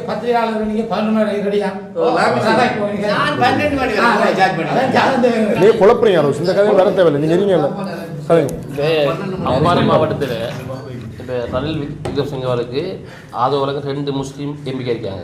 ஒன்று அத்தாவுல்லா எம்பியும் முஷரப் எம்பி. இந்த தேர்தல் டைமில் 2 பேரும் ஒரே மேடையில் ஏறி அவருக்கு ஆதரவு வழங்குவாங்க. அப்படி சந்தர்ப்பம் கிடைத்தால் அப்படியான சில துண்டு பிரசுரங்களை சுவரொட்டுகளை நான் பார்த்திருக்கிறேன். ஆனால் அவர்கள் இருவரும் இது அவர்களுடைய நிலைப்பாடு, அவர்கள்ட்ட தான் கேட்க வேண்டும் இது. ஆனால் 2 பேரும் ஒரே நான் நினைக்கிறேன். குறிப்பாக சொல்லுவோமே, நேற்று சாய்ந்த மருதிலே முஸ்லிம் காங்கிரஸ் தலைவர் மீது மோசமான விமர்சனங்களை மக்கள் காங்கிரஸ் தலைவர் சொல்கிறார். இதுதான் மக்கள் புரிந்து கொள்ள வேண்டிய புள்ளி. முஸ்லிம் காங்கிரஸ் தலைவர் மீது மோசமான விமர்சனங்களை சொல்கிறார். கட்சி மற்ற கட்சி தலைவரை போல நான் நடவடிக்கை எடுத்து அங்கே பேசுகிறார்கள். அதாவது நாங்கள் தனியே எல்லா கட்சி பாராளுமன்ற உறுப்பினர்களுக்கும் நாங்கள் நடவடிக்கை எடுத்து நீக்கி இருக்கிறோம், ஆனால் இவர் நிற்கவில்லை என்று அவர்கள் பரஸ்பரம் சாடிக்கொள்கிறார்கள். அந்த 2 கட்சிகளும் இந்த முஸ்லிம் சமூகத்துக்காக எதை செய்ய போகிறது என்று பொதுவான வேலை திட்டம் ஒன்று இல்லை. அதை மக்கள் விளங்கிக் கொள்ள வேண்டும். மக்கள் தான் இதை யோசிக்க வேண்டும். இந்த 2 பேருமே ஒன்றுக்கொன்று முரண்பாடாக இருக்கிறார்கள். இவர்கள் 2 பேருமே அந்த அரசாங்கத்தில் இருந்து கொண்டு இவர்கள் ஆளால் உதாரணமாக இப்போ முஸ்லிம் தலைவர் என்ன சொன்னார்? அவர் அமைச்சராக இந்த அரசாங்கத்தில் ஒரு அமைச்சர் இருக்கார். ஒரு 2 கால் 4 கால் ஒரு தலை செஞ்சு செம்பு விற்கிற ஒரு செம்பு வியாபாரி இருக்கார் என்று முஸ்லிம் தலைவர் சொல்கிறார். அப்புறம் அங்கால மாறி இவர் இப்படி சொல்கிறார். இது அவங்களோட பிரச்சனை. இது அவங்க 2 பேரும் சேர்ந்து தான் சொல்லணும். இதுக்கு என்ன செய்ய போகிறாங்கன்னு நான் நினைக்கல. இந்த 2ம் ஒரே வழியில் போகுமென்றோ 2ம் சமூகத்தை யோசிக்கும் என்று நான் நினைக்கல. வேறு அடுத்த கேள்வியை கேளுங்க மட்டும். சரி, நான் ஒரு கேள்வி உங்கள்கிட்ட கேட்குறேன். அதாவது ரணுஸ்ங்கிற நபர்கிட்ட கேட்குறேன். இந்த முஷாரஃப் எம்பியோடு நீங்கள் தொடர்ந்து பயணிப்பீர்களா? இந்த அரசியல் பயணத்தில் தொடர்ந்து பயணிப்பீர்களா? என்ன நடந்தாலும் தொடர்ந்து பயணிப்பீர்களா? அந்த கேள்வியிலேயே என்ன நடந்தாலும் இல்லை. எங்களுக்கு கௌரவ முஷாரஃப் எம்பி அவர்கள் இப்படி சொல்லி தரவும் இல்லை. என்ன நடந்தாலும் அண்மையிலே கூட எனக்கு ஒரு சொன்னால் நாங்கள் 2 பேரும் பேசிக்கொண்டே இருந்தால் நீங்கள் விரும்பின முடிவு நீங்கள் எடுக்கலாம். எனக்கு மெசேஜ் ஒன்று அனுப்பியார். இந்த தலைமை கௌரவ முஷாரஃப் அவர்களுமே எனக்கு ஒரு நம்பிக்கை இருக்கிறது. கதை கேட்பதில்லை. யாரும் சொல்லி எதையும் செய்வதில்லை. அதாவது பிழையான முறையிலே யாரோ ஆட்சியில் கொண்டு செல்லவில்லை. மிக மிக புத்திபூர்வமாக நான் கதைத்தால் கேட்பார். அவர் கதைப்பதை நாங்கள் அப்படித்தான் பார்க்குவோம். இங்கே இருக்கின்ற எல்லோரையும் அவர் அப்படித்தான் வழி நடத்தி வைத்திருக்கிறார். அந்த ஊருக்குள்ளே 2 ஒன்றை வச்சு வெட்டுறதில்ல, 3-4 பேரை வச்சு வெட்டுற வேலைகள் இல்லை. அந்த மாதிரி நாங்கள் செய்து கொள்றதில்ல. உங்கள்கிட்ட இல்லாத எத்தனை நல்ல ஒன்பது இருக்கு. எனவே அந்த நம்பிக்கை இருக்கிறது. அவரோடு நாங்கள் இணங்கி போகவும் பிணங்கி போகவும் தாராளமான வாய்ப்புகள், புத்திபூர்வமான உரையாடலுக்கான களம் இருப்பதால் இந்த கேள்வி எங்களுக்கு எழும்புவதும் இல்லை. நாங்கள் அதை பற்றி யோசிப்பதும் இல்லை. இன்றைக்கு ஒரு கல்யாணம் நேற்று நடந்த கூட்டத்தில் ஒரு விவாதம் நான் பார்க்கிறேன். முஷாரப் எப்படி வந்து ஒரு பொய்யங்கிறத நிரூபித்து காட்டார். எப்படி நிரூபித்து காட்டார் அந்த சகோதரர் பாராளுமன்ற உறுப்பினராக வந்தால் நான் பொத்துவில் பள்ளிவாசலுக்கு எனக்கு கொடுப்பேன் சொன்னார். இதை விட பொய் இருக்கா என்று மாற்றி போட்டார். நம்ம மற்ற சகோதரர் சொன்னார் இதை விட அப்பட்ட பொய்யில் அஞ்சிருக்காங்க. ஆனால் என்ன விஷயத்தை சொல்ல வேண்டாம். இதுல இந்த விஷயத்துல என்ன மாதிரி அந்த பள்ளியை நான் சொல்றேன். இந்த பள்ளிவாசல் சத்தியம் மிக நீண்ட நேரம் எடுத்து இதை கேட்டுக்கொண்டிருக்கிற நேயர்களுக்கும் எங்களுடைய மக்களுக்கும் ஒரு விஷயத்தை சொல்கிறேன். பள்ளிவாசல் சத்தியம் என்பது அது தெளிவாக நீங்கள் விளங்கிக் கொள்ள வேண்டும். பள்ளிவாசலிலே அவர் சத்தியம் செய்தது உண்மை. அதில் என்ன சொல்கிறார்? இந்த பாராளுமன்ற உறுப்பினர் பதவியினை பயன்படுத்தி இந்த பதவியினை பயன்படுத்தி வருகிற, அதாவது இதன் மூலம் கிடைக்கிற வருமானங்கள் அவற்றை நான் என்னுடைய சொந்த தேவைக்கு நான் பயன்படுத்த மாட்டேன். இந்த வாகன பெர்மிட்டை நான் எடுத்துக்கொள்ள மாட்டேன். இந்த 2 தானே, இந்த 2 தான் சொன்னார். வாகன பெர்மிட் இதுவரைக்கும் பாராளுமன்ற உறுப்பினருக்கு கிடைக்கவில்லை. அவ்வாறு கிடைத்தால் அந்த வாகன பெர்மிட் மூலம் அவர் பெறுகிற பணம் பொத்துவில் பெரிய பள்ளிவாசலிலே ஒரு அறக்கட்டளையாக நிறுவப்படும். இதிலே எந்த கசபோக்கிலித்தனம் உங்களைப் போல மற்ற அரசியல் விமர்சனம் செய்பவர்களைப் போல கிடையவே கிடையாது. கௌரவ முஷாரப் அவர்கள் விரும்புகிற பெயரில் அவருடைய தாய் தந்தை அல்லது அவர் எந்த பெயரை விரும்புகிறாரோ அந்த பெயரில் அறக்கட்டளையாக பொத்துவில் பள்ளிவாசலுக்கு அந்த பணம் கையளிக்கப்படும். ஏனென்றால் அதை பெர்மிட்டை கொடுக்கலாம், சட்டரீதியாக கொடுக்கலாம். பெர்மிட்டை கொடுத்து அதில் நாங்கள் எல்லாம் சேர்ந்து தான் கொடுப்போம். அது முழு பேரும் சேர்ந்து உண்டு. அதை யாருக்கும் வர ஒழிச்சு செய்யலாம். நாங்கள் அந்த பணத்தை பெற்று பொத்துவில் பள்ளிவாசலுக்கு கொடுப்போம். ஒன்று. 2வது, பாராளுமன்ற உறுப்பினர் அவர்கள் 50 லட்சம் ரூபாய்களை சம்மாந்துறை கரங்கா காணியை மீட்பதற்கு தந்திருக்கிறார். அம்பாறை மாவட்டத்தினுடைய அரசியல் வரலாற்றிலே ஒரு அரசியல் தலைவன், யாராவது ஒருவன் தன்னுடைய சொந்த பணம் 50 லட்சத்தை இந்த மக்களுடைய பிணக்குக்கு நான் செலவழித்தேன் என்று சொல்லி ஒருவன் வருவானாக இருந்தால் நாங்கள் ஒரு பெரிய, நான் நினைக்கிறேன் அப்படி யாரும் வர மாட்டார்கள். அப்படி யாரும் இல்லை. ஃபோட்டோ காப்பி மிஷின் நான் சும்மா இல்லை, 3000 பக்கம் 4000 பக்கம் ஃபோட்டோ காப்பி மிஷின் ஒன்று வாங்கியிருக்கோம். கரங்கா காணிக்கு மட்டும், கரங்கா காணி பிரச்சனைக்கு மட்டும் ஒரு ஃபோட்டோ காப்பி மிஷின் வாங்கியிருக்கோம். அது டிசிபியில் ஃபோட்டோ எடுக்கல, ஃபோட்டோ காப்பி மிஷின். அதையும் நீங்கள் தெளிவாக அவளை கொண்டு அதையும் கேட்பா ஆக்கள் சொந்த காசு கொடுத்து வாங்கியிருக்கோம். இப்போ அட்டாளச்சி நிலையம் நான் 15-20 பேப்பர் எடுக்கிறேன் ஒரு தரம் அளவு. சட்டத்தரணிகள் இருக்கிறார்கள், சட்டத்தரணிகள் இருக்கிறார்கள், வழக்காளிகள் இருக்கிறார்கள், கரங்கா காணி இருக்கி, சம்மாந்துறையில் மக்கள் இருக்கி, காணி சொந்தக்காரன் இருக்கார்கள். நீங்கள் போய் கேளுங்களேன். நம்ம லட்சம் செங்கிருந்து வந்த பாராளுமன்ற உறுப்பினர் சம்பளத்தை இப்போ நம்ம டெலிஃபோன் போட்டு தான் என்ன அண்டூர் மேடையில் சொன்ன கணக்கு பார்த்து இப்போ கூட்டி ஆண்டில் கேட்டு சொல்லணும். பாராளுமன்ற உறுப்பினர் சம்பளத்தை, மாதம் இருக்கிற சம்பளத்தை கொரோனாவில் நாங்கள் என்ன எந்த அரசியல்வாதிகளுடைய சொந்த பணத்தில் கொரோனா காலத்தில் மக்களுக்கு நிவாரணம் கொடுத்தது? முஷாரப் மாத்திரம்தான் 40 லட்சம் ரூபாய் கடன்.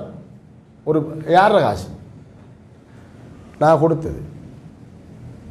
அதுபோல பாராளுமன்ற உறுப்பினர்கள் எங்களுக்கு வாக்களித்த மக்களுக்கு அதை வேணும் காட்டுவார். நீ சம்பளத்தை 4 வருஷம் எடுத்த சம்பளத்தையும் கூட்டி அவர் அந்த காணி செலவு இந்த கொரோனா செய்திகளை நீங்கள் பார்த்தீங்கன்னா சரியா இருக்கும்.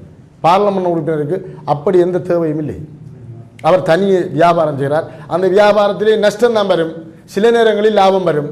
அந்த லாப நஷ்டம் எங்களுக்கும் விளங்கும். நாங்கள் அவரிடம் கோடிக்கணக்கான அல்லாஹ்வை பயந்து கொள்ள வேண்டும். அவரோடு கூட இருக்கிற எங்களுக்கு தெரியும் பொருளாதார ரீதியாக அவர் எவ்வளவு கஷ்டமான நிலைமையில் இருக்கிறார். நாங்கள் எப்படி காலம் கடத்துகிறோம் என்று எங்களுக்கு தான் தெரியும். நினைக்கிற எல்லாரையும் பேசிட்டுன்னா எங்கள் ஜவஹர் பிரதர் இருக்கிறார், அஸ்கர் பிரதர் இருக்கிறார், நான் இருக்கிறேன். நாங்கள் நேரடியாக சம்பந்தப்பட்டார்கள். இப்போ எங்களோட எங்களோட ஆப்திமுடன் வந்து சேர்ந்திருக்கிறார், இன்ஷால்லா அனுபவப்படுவார். எனவே நாங்கள் கடுமையாக கஷ்டப்படுறோம். இவர் சொன்னபோல திருத்த சட்டத்துக்கு அந்த முஷர்ரப் கிடையாது. நீங்கள் எதிர்பார்க்குற அந்த பாராளுமன்ற உறுப்பினர் இந்த முஷர்ரப் கிடையவே கிடையாது. இந்த பணம் வாங்குகிற முஷர்ரப், அந்த திருத்த சட்டங்களுக்கு பணம் பெறுகிற முஷர்ரப், அல்லது அந்த ஆளுக்கு ஒரு எலெக்ஷன் செலவுக்கு ஆளுக்கு ஒரு கொடுத்த எனக்கும் ஒரு கோடி தந்தேன்னு சொன்னேன் முஸ்லீம் தவிசாலில் சொன்ன மாதிரி அந்த முஷர்ரப் கிடையாது. அப்படின்னா நாங்கள் இல்லை வரமாட்டோம். நாங்கள் இவ்வளவு தைரியமாக வந்து கதைக்க மாட்டோம். ஏன்னா இதெல்லாம் ஆதாரமாக இருக்க போகுது மக்கள்கிட்ட. அவர் எவ்வளவு அந்த விஷயத்தில் எவ்வளோ கஷ்டப்படுறாங்க விஷயம் எங்களுக்கு தெரியும். எனவே அது ஒரு பச்சை பொய். பெர்மிட்டுங்கிறதும் போய் இந்த நினைக்கிறதும் போய். இதில் இருக்கிற காழ்ப்புணர்வு, இதில் இருக்கிற அரசியலை யோசிச்சு பாருங்கள். தங்களால் செய்ய முடியாத, தங்களால் ஒரு நாளும் செய்ய முடியாத ஒரு மாத சம்பளத்தையாவது 6,000 பகிரங்கமாக கொடுத்திருக்காங்களா? கேட்டால் சொல்லுவாங்க, இப்போ என்னென்னா நாங்களும் அப்படின்னா கோடிக்கணக்கில் செலவழிக்கும் தானே, அப்போ அதில் போய் திருமாக்கும்னு சொல்லுவாங்க. அப்படி இல்லை. ஆனால் உங்களால் சொல்ல முடியாத, செய்ய முடியாத விஷயத்தை ஒருவன் பகிரங்கமாக பள்ளிவாசலில் வந்து சொன்னானே, அவனை பாராட்டாமலுக்கு நாம் அதில் குறை பிடிச்சி கொண்டு நிற்கிறோம். அவர் செஞ்சாரா? உங்கள்கிட்ட கேட்டால், இப்போ உங்கள்கிட்ட கேட்டால் நீங்கள் உங்களோட சம்பளத்தை என்ன செஞ்சுன்னு கேட்டால் என்ன சொல்கிறேன்? உங்களுக்கு சொல்லாத. நாளைக்கு ஒருவன் எங்கட அமைப்பில் இன்னொருவர் பாராளுமன்ற உறுப்பினராக வந்தாலும் இதே சத்தியத்தை செய்வான். இந்த கலாச்சாரத்தை நாங்கள் உருவாக்குவோம். இதை ஏற்றுக்கொள்வதற்கு உங்களுக்கு மனம் பெறவில்லை. தான் கள்ளன் பிறரை நம்பான். நாம கள்ளன் நம்பா இன்னொரு ஆள் நம்ப மாட்டோம். அதான் விஷயம். முஷர்ரப் என்பது இப்பொழுது எல்லோருக்கும் ஒரு தலையிடி. முஷர்ரப்புடைய அரசியல் ஒரு தலையிடி. முஷர்ரப் வளர்ந்து வருவது தலையிடி. இப்போ இந்த இவ்வளவு விமர்சனமும் பொத்துவில்லை. இந்த மக்கள் முன் நடந்த மிக பிரம்மாண்டமான ஒரு கூட்டத்தில் ஹெடோயா ஒரு நீர்த்தேக்கத்தை கொண்டு வர என்பது மருவும் அன்வர் இஸ்மாயில் அவர்கள் அதற்கு கல் வைத்தவர். மருவும் அன்வர் இஸ்மாயில் உயிரோடு இருந்திருந்தால் இன்று ஹெடோயா வந்திருக்கும். உண்மை அதுதான். ஒரு நீர்த்தேக்கத்தை கொண்டு வருவது என்பது ஒரு சாதாரணமான அரசியல் தலைமை செய்வதில்லை. உங்களுடைய காலத்தில் எத்தனை நீர்த்தேக்கத்தை நீங்கள் கொண்டு வந்திருக்கிறீர்கள்? ஹெடோயா என்பதே உங்களோட கண்ணுக்கு தெரிஞ்சதா? நீர்வளங்கள் வடிகால அமைச்சராக 5 வருஷம் இருந்த நீங்கள் டெண்டர் ப்ரொசீஜரில் கொண்டு நிப்பாட்டுன்னு சொன்னால் ப்ரொக்யூமெண்ட் செஞ்சு நான் போய்த்து உங்களுக்கு ஹெடோயாவுக்கு. அப்புறம் நாட்டில் ஜனாதிபதியை கொண்டாந்து சொல்லியிருக்கிறோம். எந்த வாக்குறுதியும் கொடுக்காமலுக்கே வேலை செஞ்ச நாங்கள் வாக்குறுதி கொடுத்திருக்கிறோம், அது நிறைவேற்றப்படும். எனவே தான் இந்த பள்ளி சத்தியம் என்றதே ஒரு அபத்தம், ஒரு மிக பிழையான ஒரு அபத்தம். பதில் திருப்தியா? நீங்களும் இந்த பப்ளிக்கில் ஒரு ஆள் தானே, பொதுமக்கள் ஒரு ஆள் தானே. அப்போ உங்களுக்கு நியாயமான சந்தேகம் இருந்தானே இருக்கும். இதுதான ஒரு விஷயம். இந்த உலக சந்திப்பு போய் கொண்டிருக்கும் போது முகநூலிலே போட்டிருக்குது முஷாரப் என்று தனக்கு 50 லட்சம் காசு தரணும், இன்னும் 3 வருஷம் தாரார்கள் முன்னாள் ஊடகவியலாளர்கள் போட்டிருக்கிறது. இல்லை, சில நேரங்களில் அவர் அப்படி போட்டிருக்கிறாராம்டா. இப்போ உதாரணமாக சொல்லுங்கள். இப்போ நான் உங்களுக்கு 50 லட்சம் காசு தரணும், நீங்கள் என்ன செய்வீங்க? முகநூலில் போடுவீங்களா? என்னட்ட வந்து கேட்பீர்கள், சட்ட ரீதியான நடவடிக்கை போவீர்கள். கௌரவ பார்லமெண்ட் நான் இப்போ இன்டர்வியூ நான் கேட்கணும். எது ஏன்னா பொலிசில் ஒன்று மூவ் பண்ணிருக்கியா? நான் சொல்ல மாதிரி இல்லை. இதெல்லாம் அந்த கூலி. இப்போ எனக்கு கமெண்ட் பண்ணுறாங்க இல்லையா, போலி கொஞ்சம் அரோஸ் இங்கே ஆன்சர் பண்ணாங்க. போலி முகநூல் அடையாளங்களை பயன்படுத்தி போலியாக குழுக்களை உருவாக்கி இப்போ எனக்கு எழுதுறாங்கலாம் பார்த்தா அங்கே வரேன் இல்லை ப்ரொஃபைலோ அவர் அப்படி சொல்லி அவர் வந்து அப்படி நேரில் போடட்டுமே. அவர் அதான் இங்கே பிரச்சனை. இப்படி சொல்லாங்க. சரி அப்படித்தான் இருந்தாலும் அது கடன் தானே, சொத்து இல்லையே. கடனை சொத்துக்குள்ளே கொண்டார யாராவது இல்லையே, கடன் அங்கே போகணும். இதுதான் இந்த முட்டாள்தனமான அரசியல். இப்போ நேற்று ஒரு சின்ன விஷயம், இந்த பலஸ்தீன் விவகாரம்.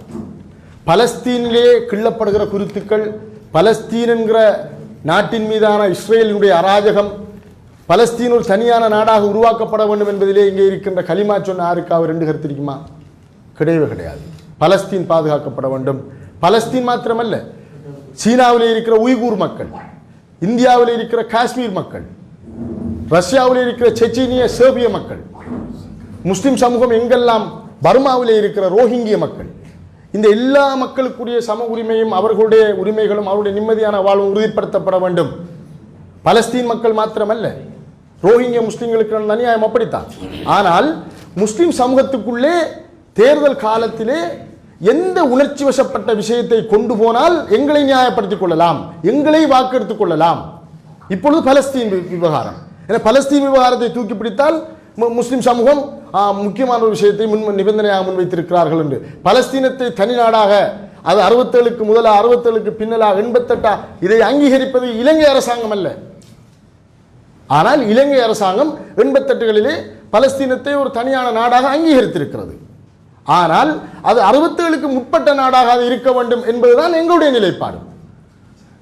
ஆனால் சட்ட ரீதியாக சர்வதேச சட்ட ரீதியாக அதை இலங்கை அதை அங்கீகரிக்கின்ற பொழுது இப்பொழுது இருக்கின்ற நிலைப்பாட்டிலே தான் அங்கீகரித்திருக்கிறது. ஆனால் அது பழைய முழு பலஸ்தீனையும் எங்களுடைய பூர்வ அதாவது 40களுக்கு முதல் இருந்த பலஸ்தீனை கொடுப்பது என்றாலும் எங்களுக்கு சந்தோஷம்.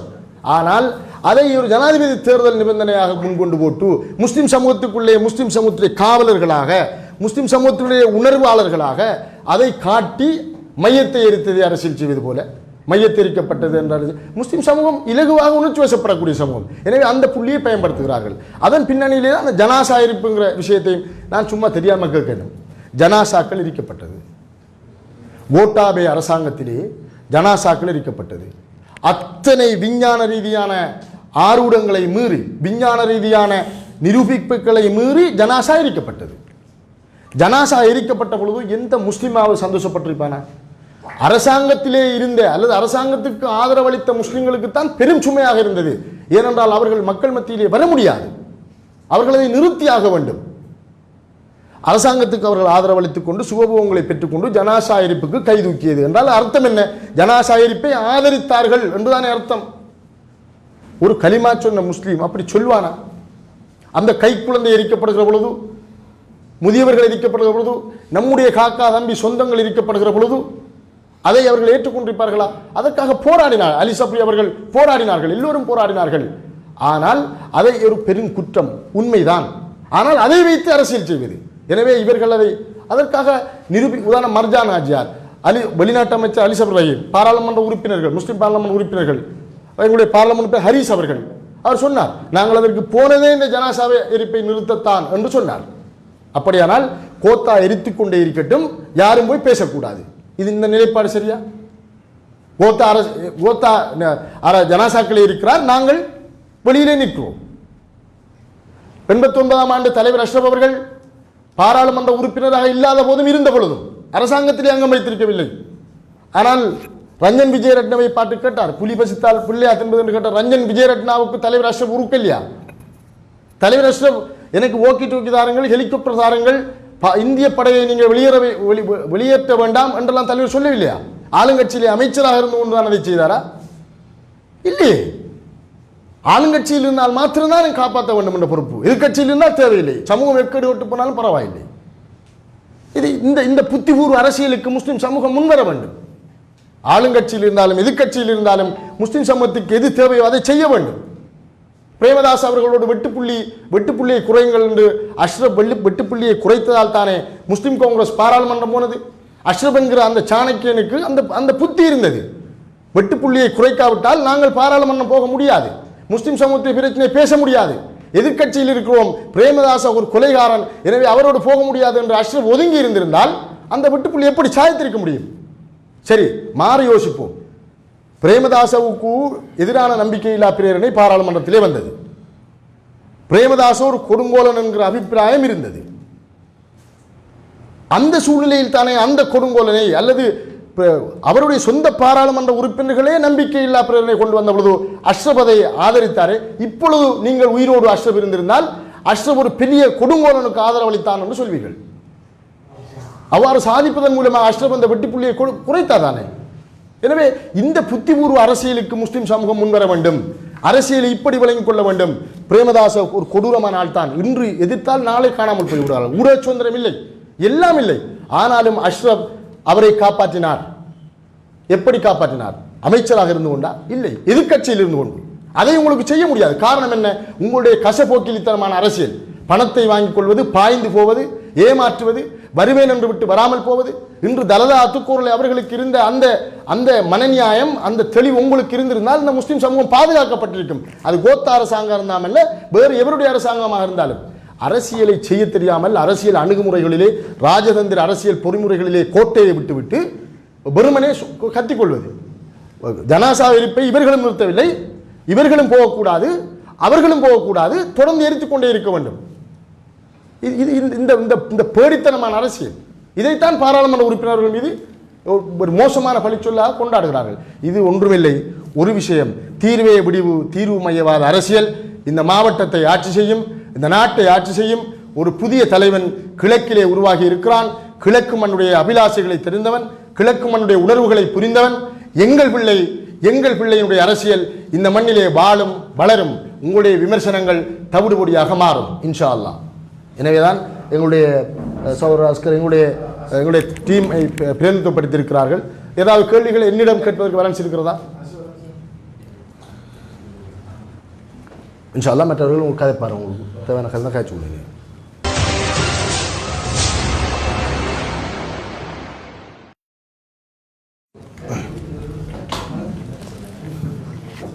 நீங்கள் கலட்டுறீங்களா? எனக்கு எப்படி முதல்ல உண்மை உண்மை நம்பகத்தன்மை நம்பகத்தன்மை பக்கச்சார்பின்மை பக்கச்சார்பின்மை உள்ளதை உள்ளவாறு தரும் தனித்துவ தெளிவுடன் உங்கள் தாருசபா தொலைக்காட்சி இலங்கையிலும் உலகெங்கிலும் இப்பொழுது முகநூல் தொலைக்காட்சிகளில் முதல்வனாய் உங்கள் தாருசபா தொலைக்காட்சி.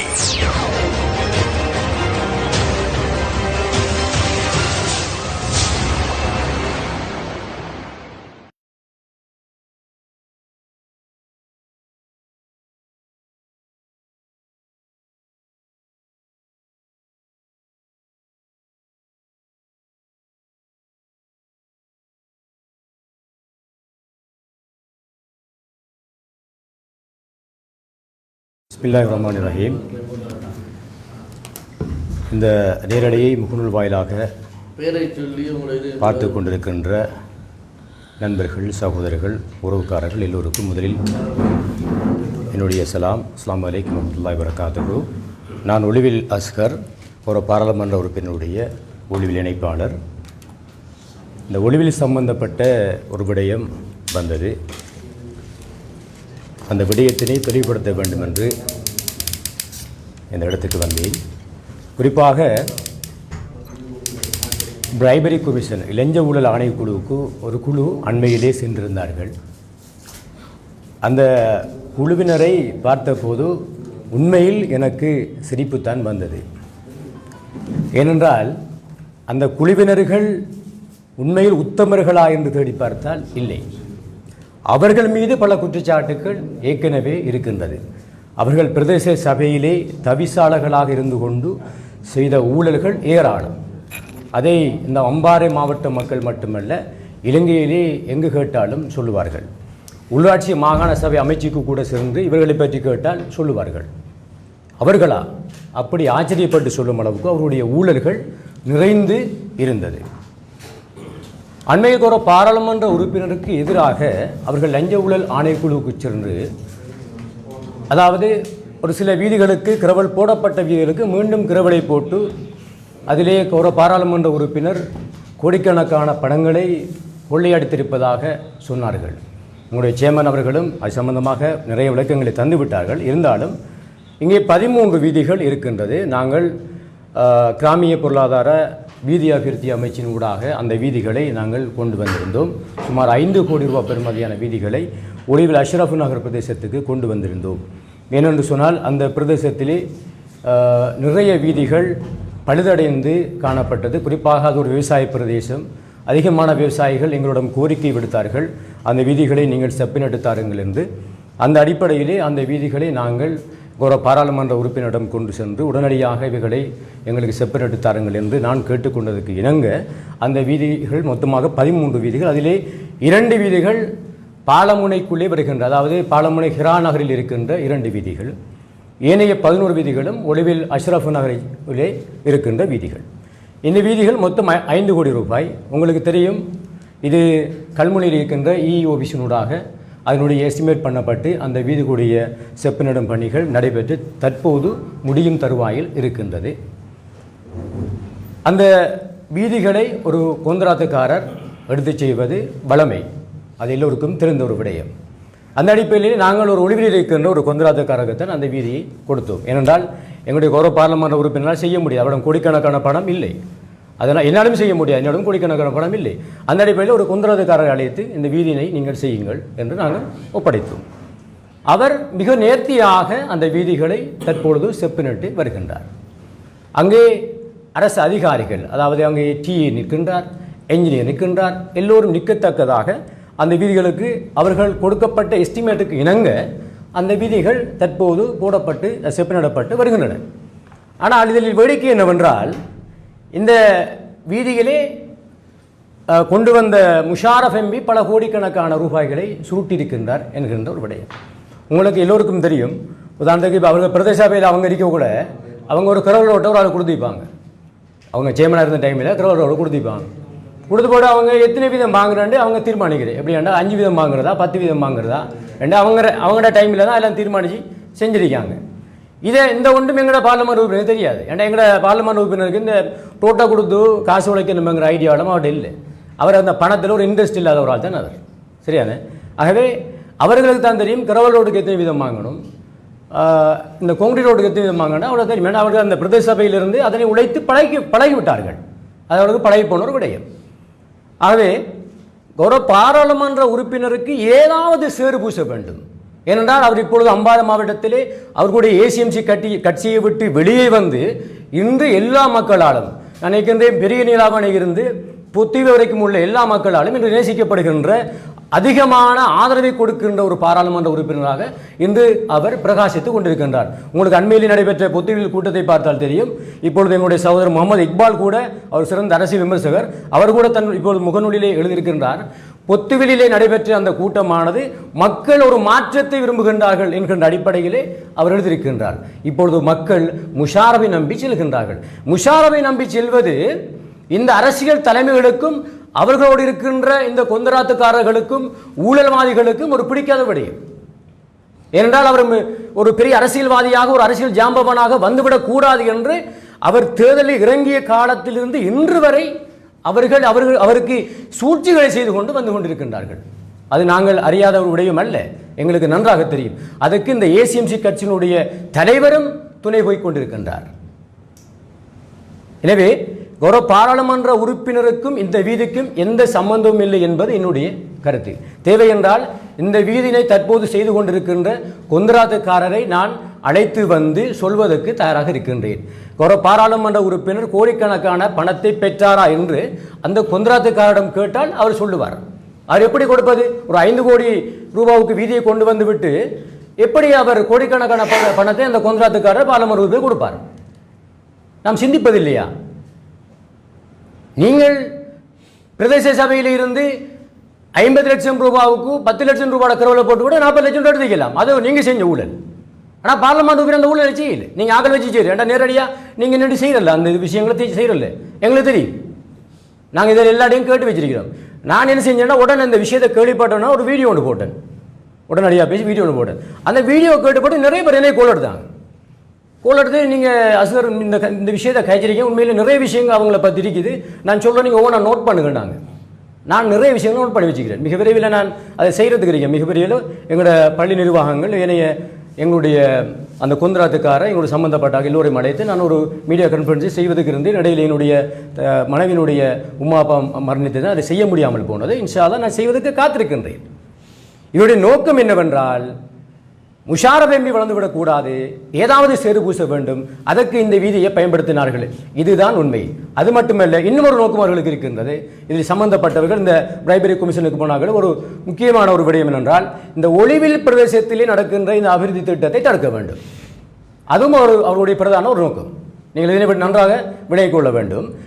கடந்த நான் நினைக்கின்றேன் 2019 2018 நினைக்கின்றேன், அதாவது அந்த ஜனாதிபதி தேர்தலுக்கு முன்பாக ஒரு பாராளுமன்ற உறுப்பினர் முன்னாள் அமைச்சர் ரிஷாத் பதினோவிடம் நாங்கள் டிஎஃப்ஆர் அவருடைய மீள்குடியேற்ற கிழக்கு அந்த வடமாகாண மீள்குடியேற்ற அந்த அமைச்சினூடாக நினைக்கின்றேன், அந்த டிஎஃப்ஆர் நிதி ஊடாக பல்வேறு வேலைத்திட்டங்கள் ஒளிவிலே பாடசாலைக்கு நிதி ஒதுக்கித்தாருங்கள் என்று கேட்டேன். அதே போன்று பள்ளி வாசல்களுக்கு, அதே போன்று வீதிகளுக்கு, அதே போன்று இன்னும் நிறைய இடங்களுக்கு நிதி ஒதுக்கித்தாருமாறு கேட்டக்கினங்க நான் நிறைய ப்ரொபோசலை கொண்டு போய் ஒப்படைச்சிருந்தேன். அந்த அடிப்படையில் அந்த நேரம் நிந்தூரைச் சேர்ந்த முன்னாள் தவிசாளரும் கூட ஒப்படைத்திருந்தார். அதே போன்று அட்டாளை சேர்ந்த முன்னாள் தவிசாளரும் அவருடைய ஊருக்கு கேட்டு ஒப்படைத்திருந்தார். ஆனால் நான் கொடுக்கப்பட்ட ஒளிவிலுக்கான அந்த ப்ரொபோசல் கட் பண்ணப்பட்டிருந்தது. அங்கே அந்த ஃபைலே இல்லை. அப்போ என்னென்னு அவங்க சொன்னாங்க, என்னென்னு சொன்னால் அவங்களோட ஒளிவில் விஷயத்தை எல்லாத்தையும் எடுக்க சொல்லிட்டாங்க. அது எங்களோட மினிஸ்டரும் சொல்லியிருக்காரு. அதை இதுக்கு பொறுப்பாக இருந்த பணிப்பாளர் என்னிடம் சொன்னார். அப்போ இதிலேருந்து விளங்கு என்னென்னு சொன்னால் இந்த ஒளிவில் மண்ணுக்கு வருகின்ற, நான் ஒளிவில் சார்ந்தவன் என்பதனால் சொல்லுகின்றேன், ஒளிவில் மண்ணுக்கு வருகின்ற அபிவிருத்தி திட்டங்களை தடுக்க வேண்டும் என்பது அவருடைய பிரதான நோக்கம். அத்தோடு தற்போது கௌரவ பாராளுமன்ற உறுப்பினரை அவர்கள் எப்படியாவது மழுங்கடிக்க செய்ய வேண்டும், அவர் மீது சேறு பூச வேண்டும் என்கின்ற விடயத்தில் தான் அவர்கள் இருந்து கொண்டிருக்கின்றார்கள், வேறொரு விடயம் அல்ல. இன்னும் ஒன்றை நான் குறிப்பிட்டு சொல்ல வேண்டும். நேற்று சாய்ந்தமருதிலே நடைபெற்ற ஒரு முக்கியமான அவர்களுடைய ஒரு இளைஞர் மகாநாடு. அந்த இளைஞர் மகாநாட்டை நான் பார்த்தபோது லைவிலே பார்த்து கொண்டிருந்தேன். அங்கு இருந்தவர்கள் எல்லாம் முதியவர்கள், இளைஞர்களை காணவில்லை, முதியவர்கள் தான் இருந்து கொண்டிருந்தார்கள். அதை இளைஞர் மகாநாடு என்று தான் சொன்னார்கள். ஆனால் நேற்று அவர்கள் அந்த இளைஞர் மாகாநாட்டிலே எதை பேசியிருக்க வேண்டும் என்றால், அங்கே வந்த இளைஞர்களுக்கு ஒரு அரசியல் தெளிவை கொடுத்திருக்க வேண்டும், அல்லது ஒரு மோட்டிவேஷன் ஸ்பீச்சை அவர்கள் பண்ணியிருக்க வேண்டும். அவைகளை செய்யாமல் கௌரவ பாராளுமன்ற உறுப்பினர் முஷாரப் அவர்கள் மீது அவர்களுடைய வன்மத்தை, உச்சக்கட்ட வன்மத்தை அவர்கள் கூட்டியிருக்கின்றார்கள். இதனை பார்த்து கொண்டிருக்கின்ற மக்கள், நீங்கள் தெளிவாக இந்த விடயங்களை, இந்த தலைமைகள், இந்த அவரோடு இருக்கின்ற அடிவடிகளுடைய அந்த நேற்றைய உரையை நீங்கள் பார்த்தால் தெரியும். மிகவும் ஒரு மோசமாக, யாருமே ஏற்றுக்கொள்ள முடியாத அபாண்டங்களை, பொய்களை அவர்கள் சுமத்தி கொண்டிருக்கின்றார்கள். இந்த தலைவருடைய அவருடைய சிறைச்சாலையிலே அவர் இருக்கின்ற போது அவருடைய விடுதலை விடயத்திலே மிகவும் காத்திரமாக செயற்பட்டு வருவதால் ஒரு பாராளுமன்ற உறுப்பினர் முஷாரப் அவர்கள். இஷாக் ரஹ்மான் எம்பி செயற்பட்டாரா? இல்லை. அலிசா இப்ராஹிம் செயற்பட்டாரா? இல்லை. அவர் ஊருக்கு வருவதில்லை, கொழும்பிலே நின்று கொண்டிருப்பார். நாங்கள் அவருக்கு தொலைபேசி அழைப்பை எடுத்தால் அவர் சொல்லுவார், தலைவருடைய விடுதலை விடயத்திலே நான் ஓடிக்கொண்டிருக்கின்றேன், நான் பாதுகாப்பு அமைச்சரை சந்தித்துக் கொண்டிருக்கின்றேன், நான் ஜனாதிபதி கோத்தபாயை சந்தித்துக் கொண்டிருக்கின்றேன், நான் நாமல் ராஜபக்சவை சந்தித்துக் கொண்டிருக்கின்றேன். இப்படி எல்லா அதிகாரிகளையும், அமைச்சர்களையும், உயர்மட்ட அதிகாரிகளையும் சந்தித்து தலைவருடைய விடுதலை விடயத்திலே நான் போராடி கொண்டிருக்கின்றேன். எனக்கு ஊருக்கு வருவதற்கு நேரமில்லை, நீங்கள் விரும்பினால் என்னை கொழும்புக்கு சந்திக்க வாருங்கள் என்று சொன்ன ஒருவர் தான் எங்களுடைய கௌரவ பாராளுமன்ற உறுப்பினர் முஷாரப் அவர்கள். இந்த கௌரவ பாராளுமன்ற உறுப்பினருடைய தியாகத்தை மழுங்கடிக்கின்ற, அவருடைய தியாகத்தை அதாவது மிகவும் மோசமாக சொல்லுகின்ற ஒரு தலைவராக நாங்கள் இவரை பார்க்கிறோம். ஒரு நன்றி கட்ட தலைவராக இந்த ரிஷாட் பதியுத்தினை நாங்கள் பார்க்கின்றோம். உண்மையில் நன்றி உள்ள தலைவராக இவர் இருக்க வேண்டும் முஷாரப் எம்பி அவர்களுக்கு. முஷாரப் எம்பி அவர்களை பற்றி இவர் ஒரு வார்த்தை கூட பிழையாக கதைக்க கூடாது. ஏனென்றால் இவருடைய அனைத்து விடயத்திலும், அது மட்டுமல்ல அவருடைய மனைவியுடைய விடயத்திலே, அவருடைய மனைவி அங்கே இருந்த இஸ்ராயலுடைய கொலை வழக்கிலே கைது செய்யப்பட்டு விட்டார். அவருடைய மனைவி, மாமனார், மச்சினன் இவர்களை வெளியிலே கொண்டு வருவதற்கு போராடியவர் யார் சொல்லுங்கள். இந்த விடயங்களில் எல்லாம் தன்னுடைய தியாகத்தை செய்தவர் தான் கௌரவ பாராளுமன்ற உறுப்பினர் முஷாரப் அவர்கள். அதில் இந்த அம்பாறை மாவட்டத்தில் இருக்கின்ற அவருடைய இணைப்பாளர்கள், அவருடைய ஆதரவாளர்கள், அவருடைய நெருங்கியவர்கள் எல்லோருக்கும் தெரியும். அவ்வாறு செயற்பட்ட ஒருவர் மீது நீங்கள் உங்களுடைய கட்சியிலே இருக்கின்ற காவாளிகளை வைத்து மிகவும் மோசமாக அபாண்டங்களை சுமத்துவதை எங்களால் பொறுத்து கொண்டிருக்க முடியாது. இதே போன்று எத்தனை ஊடகவியலாளர் சந்திப்புகளை செய்வதற்கும் நாங்கள் தயாராக இருக்கின்றோம். அது மட்டுமல்ல, எத்தனையோ விடயங்கள் எங்களுக்குள்ளே உங்களை பற்றிய விடயங்கள் எல்லாம் மறைந்து கொண்டிருக்கின்றது. எங்களுடைய பாராளுமன்ற உறுப்பினர் சொல்வார், நாம் அவர்களை போன்று பேசக்கூடாது, நாம் வித்தியாசமாக நமது பயணத்தை மேற்கொள்ள வேண்டும். நம்முடைய பிரச்சனையெல்லாம் இந்த மக்களுடைய தீர்வு, வேறொன்றுமில்லை. இவர்களை போன்று இந்த மேடையில் நேற்று சாய்ந்த மருதிலே பேசியது போன்று சாய்ந்த மருது மக்களை பற்றி மிகவும் அவதூறாக நேற்று பேசியிருக்கின்றார்கள். இந்த அமீரடி தவிசாளர் அவர்கள் பேசியிருக்கின்றார். மட்டக்களப்பில் இருந்து வந்து சாய்ந்த மருது மக்களை பற்றி மிக மோசமாக பேசியிருக்கின்றார். 3000 ரூபாய் பணத்தை பெற்றுக்கொண்டு அவர்கள் பொத்தியுள்ள கூட்டத்துக்கு சென்றதாக அவர் அபாண்டத்தை சுமத்திருக்கின்றார். சாய்ந்த மருது மக்கள் என்ன பிச்சைக்காரர்களா? அவர்கள் பணம் படைத்தவர்கள், வசதி உள்ளவர்கள், அறிவாளிகள், நிறைய பேர் உயர் பதவிகளில் இருக்கின்றார்கள். அவர்கள் இந்த 3000 ரூபாய் பணத்தை கொண்டு முஷாரப் எம்பிடம் பெற்றுவிட்டு பொத்துவில் கூட்டத்துக்கு சென்றார்களா? இல்லை. முஷாரப் எம்பி மீது இருக்கின்ற விசுவாசத்தின் காரணமாக, அவருடைய நற்செயலால் கவரப்பட்டு, அவருடைய நற்குணத்தால் கவரப்பட்டு அவர்கள் தங்களுடைய சொந்த வாகனங்களிலே அவர்கள் பெட்ரோல் அடித்துவிட்டு டீசல் அடித்துக்கொண்டு பொத்துவில் கூட்டத்துக்கு சென்றார்கள். இதுதான் உண்மை. ஆனால் முஷாரப் பற்றி மோசமாக ஏதாவது பேச வேண்டும் என்பதற்காக இந்த அமீரடி போன்றவர்களும் பேசிக் கொண்டிருக்கின்றார்கள். உங்களுக்கு வெட்கம் இல்லையா? நீங்கள் தான் தங்கம் கடத்துவதற்கு வழிகாட்டியவர் என்று ஒருவர் உங்களுடைய மேடைகளை வைத்து பேசவில்லையா? அதற்கான வீடியோக்கள் இல்லையா? நீங்கள் சுங்க திணைக்கள் அதிகாரியாக இருக்கின்ற போது நீங்கள் தங்கம் கடத்துவர்களுக்கு வழிகாட்டியவர் என்று ஒருவர் பேசவில்லையா? அதற்கான வீடியோ ஆதாரங்கள் இல்லையா? இருக்கின்றதானே. தன்னுடைய மண்டைக்குள்ளே எதையோ வைத்துக்கொண்டு நீங்கள் பேசுவதெல்லாம் நீங்கள் உத்தமர் நினைத்துக் கொண்டு பேசிக் கொண்டிருக்கின்றீர்கள். எனவே இந்த விடயத்தில் அதிகமாக பேச முடியாது, நேரம் போய் கொண்டிருக்கின்றது. எனவே இன்ஷா அல்லாஹ் இது போன்ற இன்னும் பல ஊடக சந்திப்புகளை நாங்கள் மேற்கொள்வதற்கு இருக்கின்றோம். நீங்கள் நினைத்துக் கொள்ளக்கூடாது, இங்கே முஷாரஃப் எம்பியோடு இருக்கின்றவர்கள் விடயம் தெரியாதவர்கள், அறிவில்லாதவர்கள், மடையர்கள் என்று நினைத்துக் கொள்ளக்கூடாது. நீங்கள் இனி வருகின்ற மேடைகளிலே பேசுகின்ற போது புத்தி கூர்மையாக பேசுங்கள். இவருடைய கௌரவ பாராளுமன்ற உறுப்பினர் பேசுகின்ற போது பேசுகின்ற மாதிரி புத்தி கூர்மையாக பேசுவதற்கு நீங்கள் பழகிக் கொள்ளுங்கள். அப்படி இல்லை என்றால் அவரிடம் வந்து எப்படி பேசுவதென்று பாடமிடுங்கள் என்று கேட்டு விடைபெறுகின்றேன். நன்றி.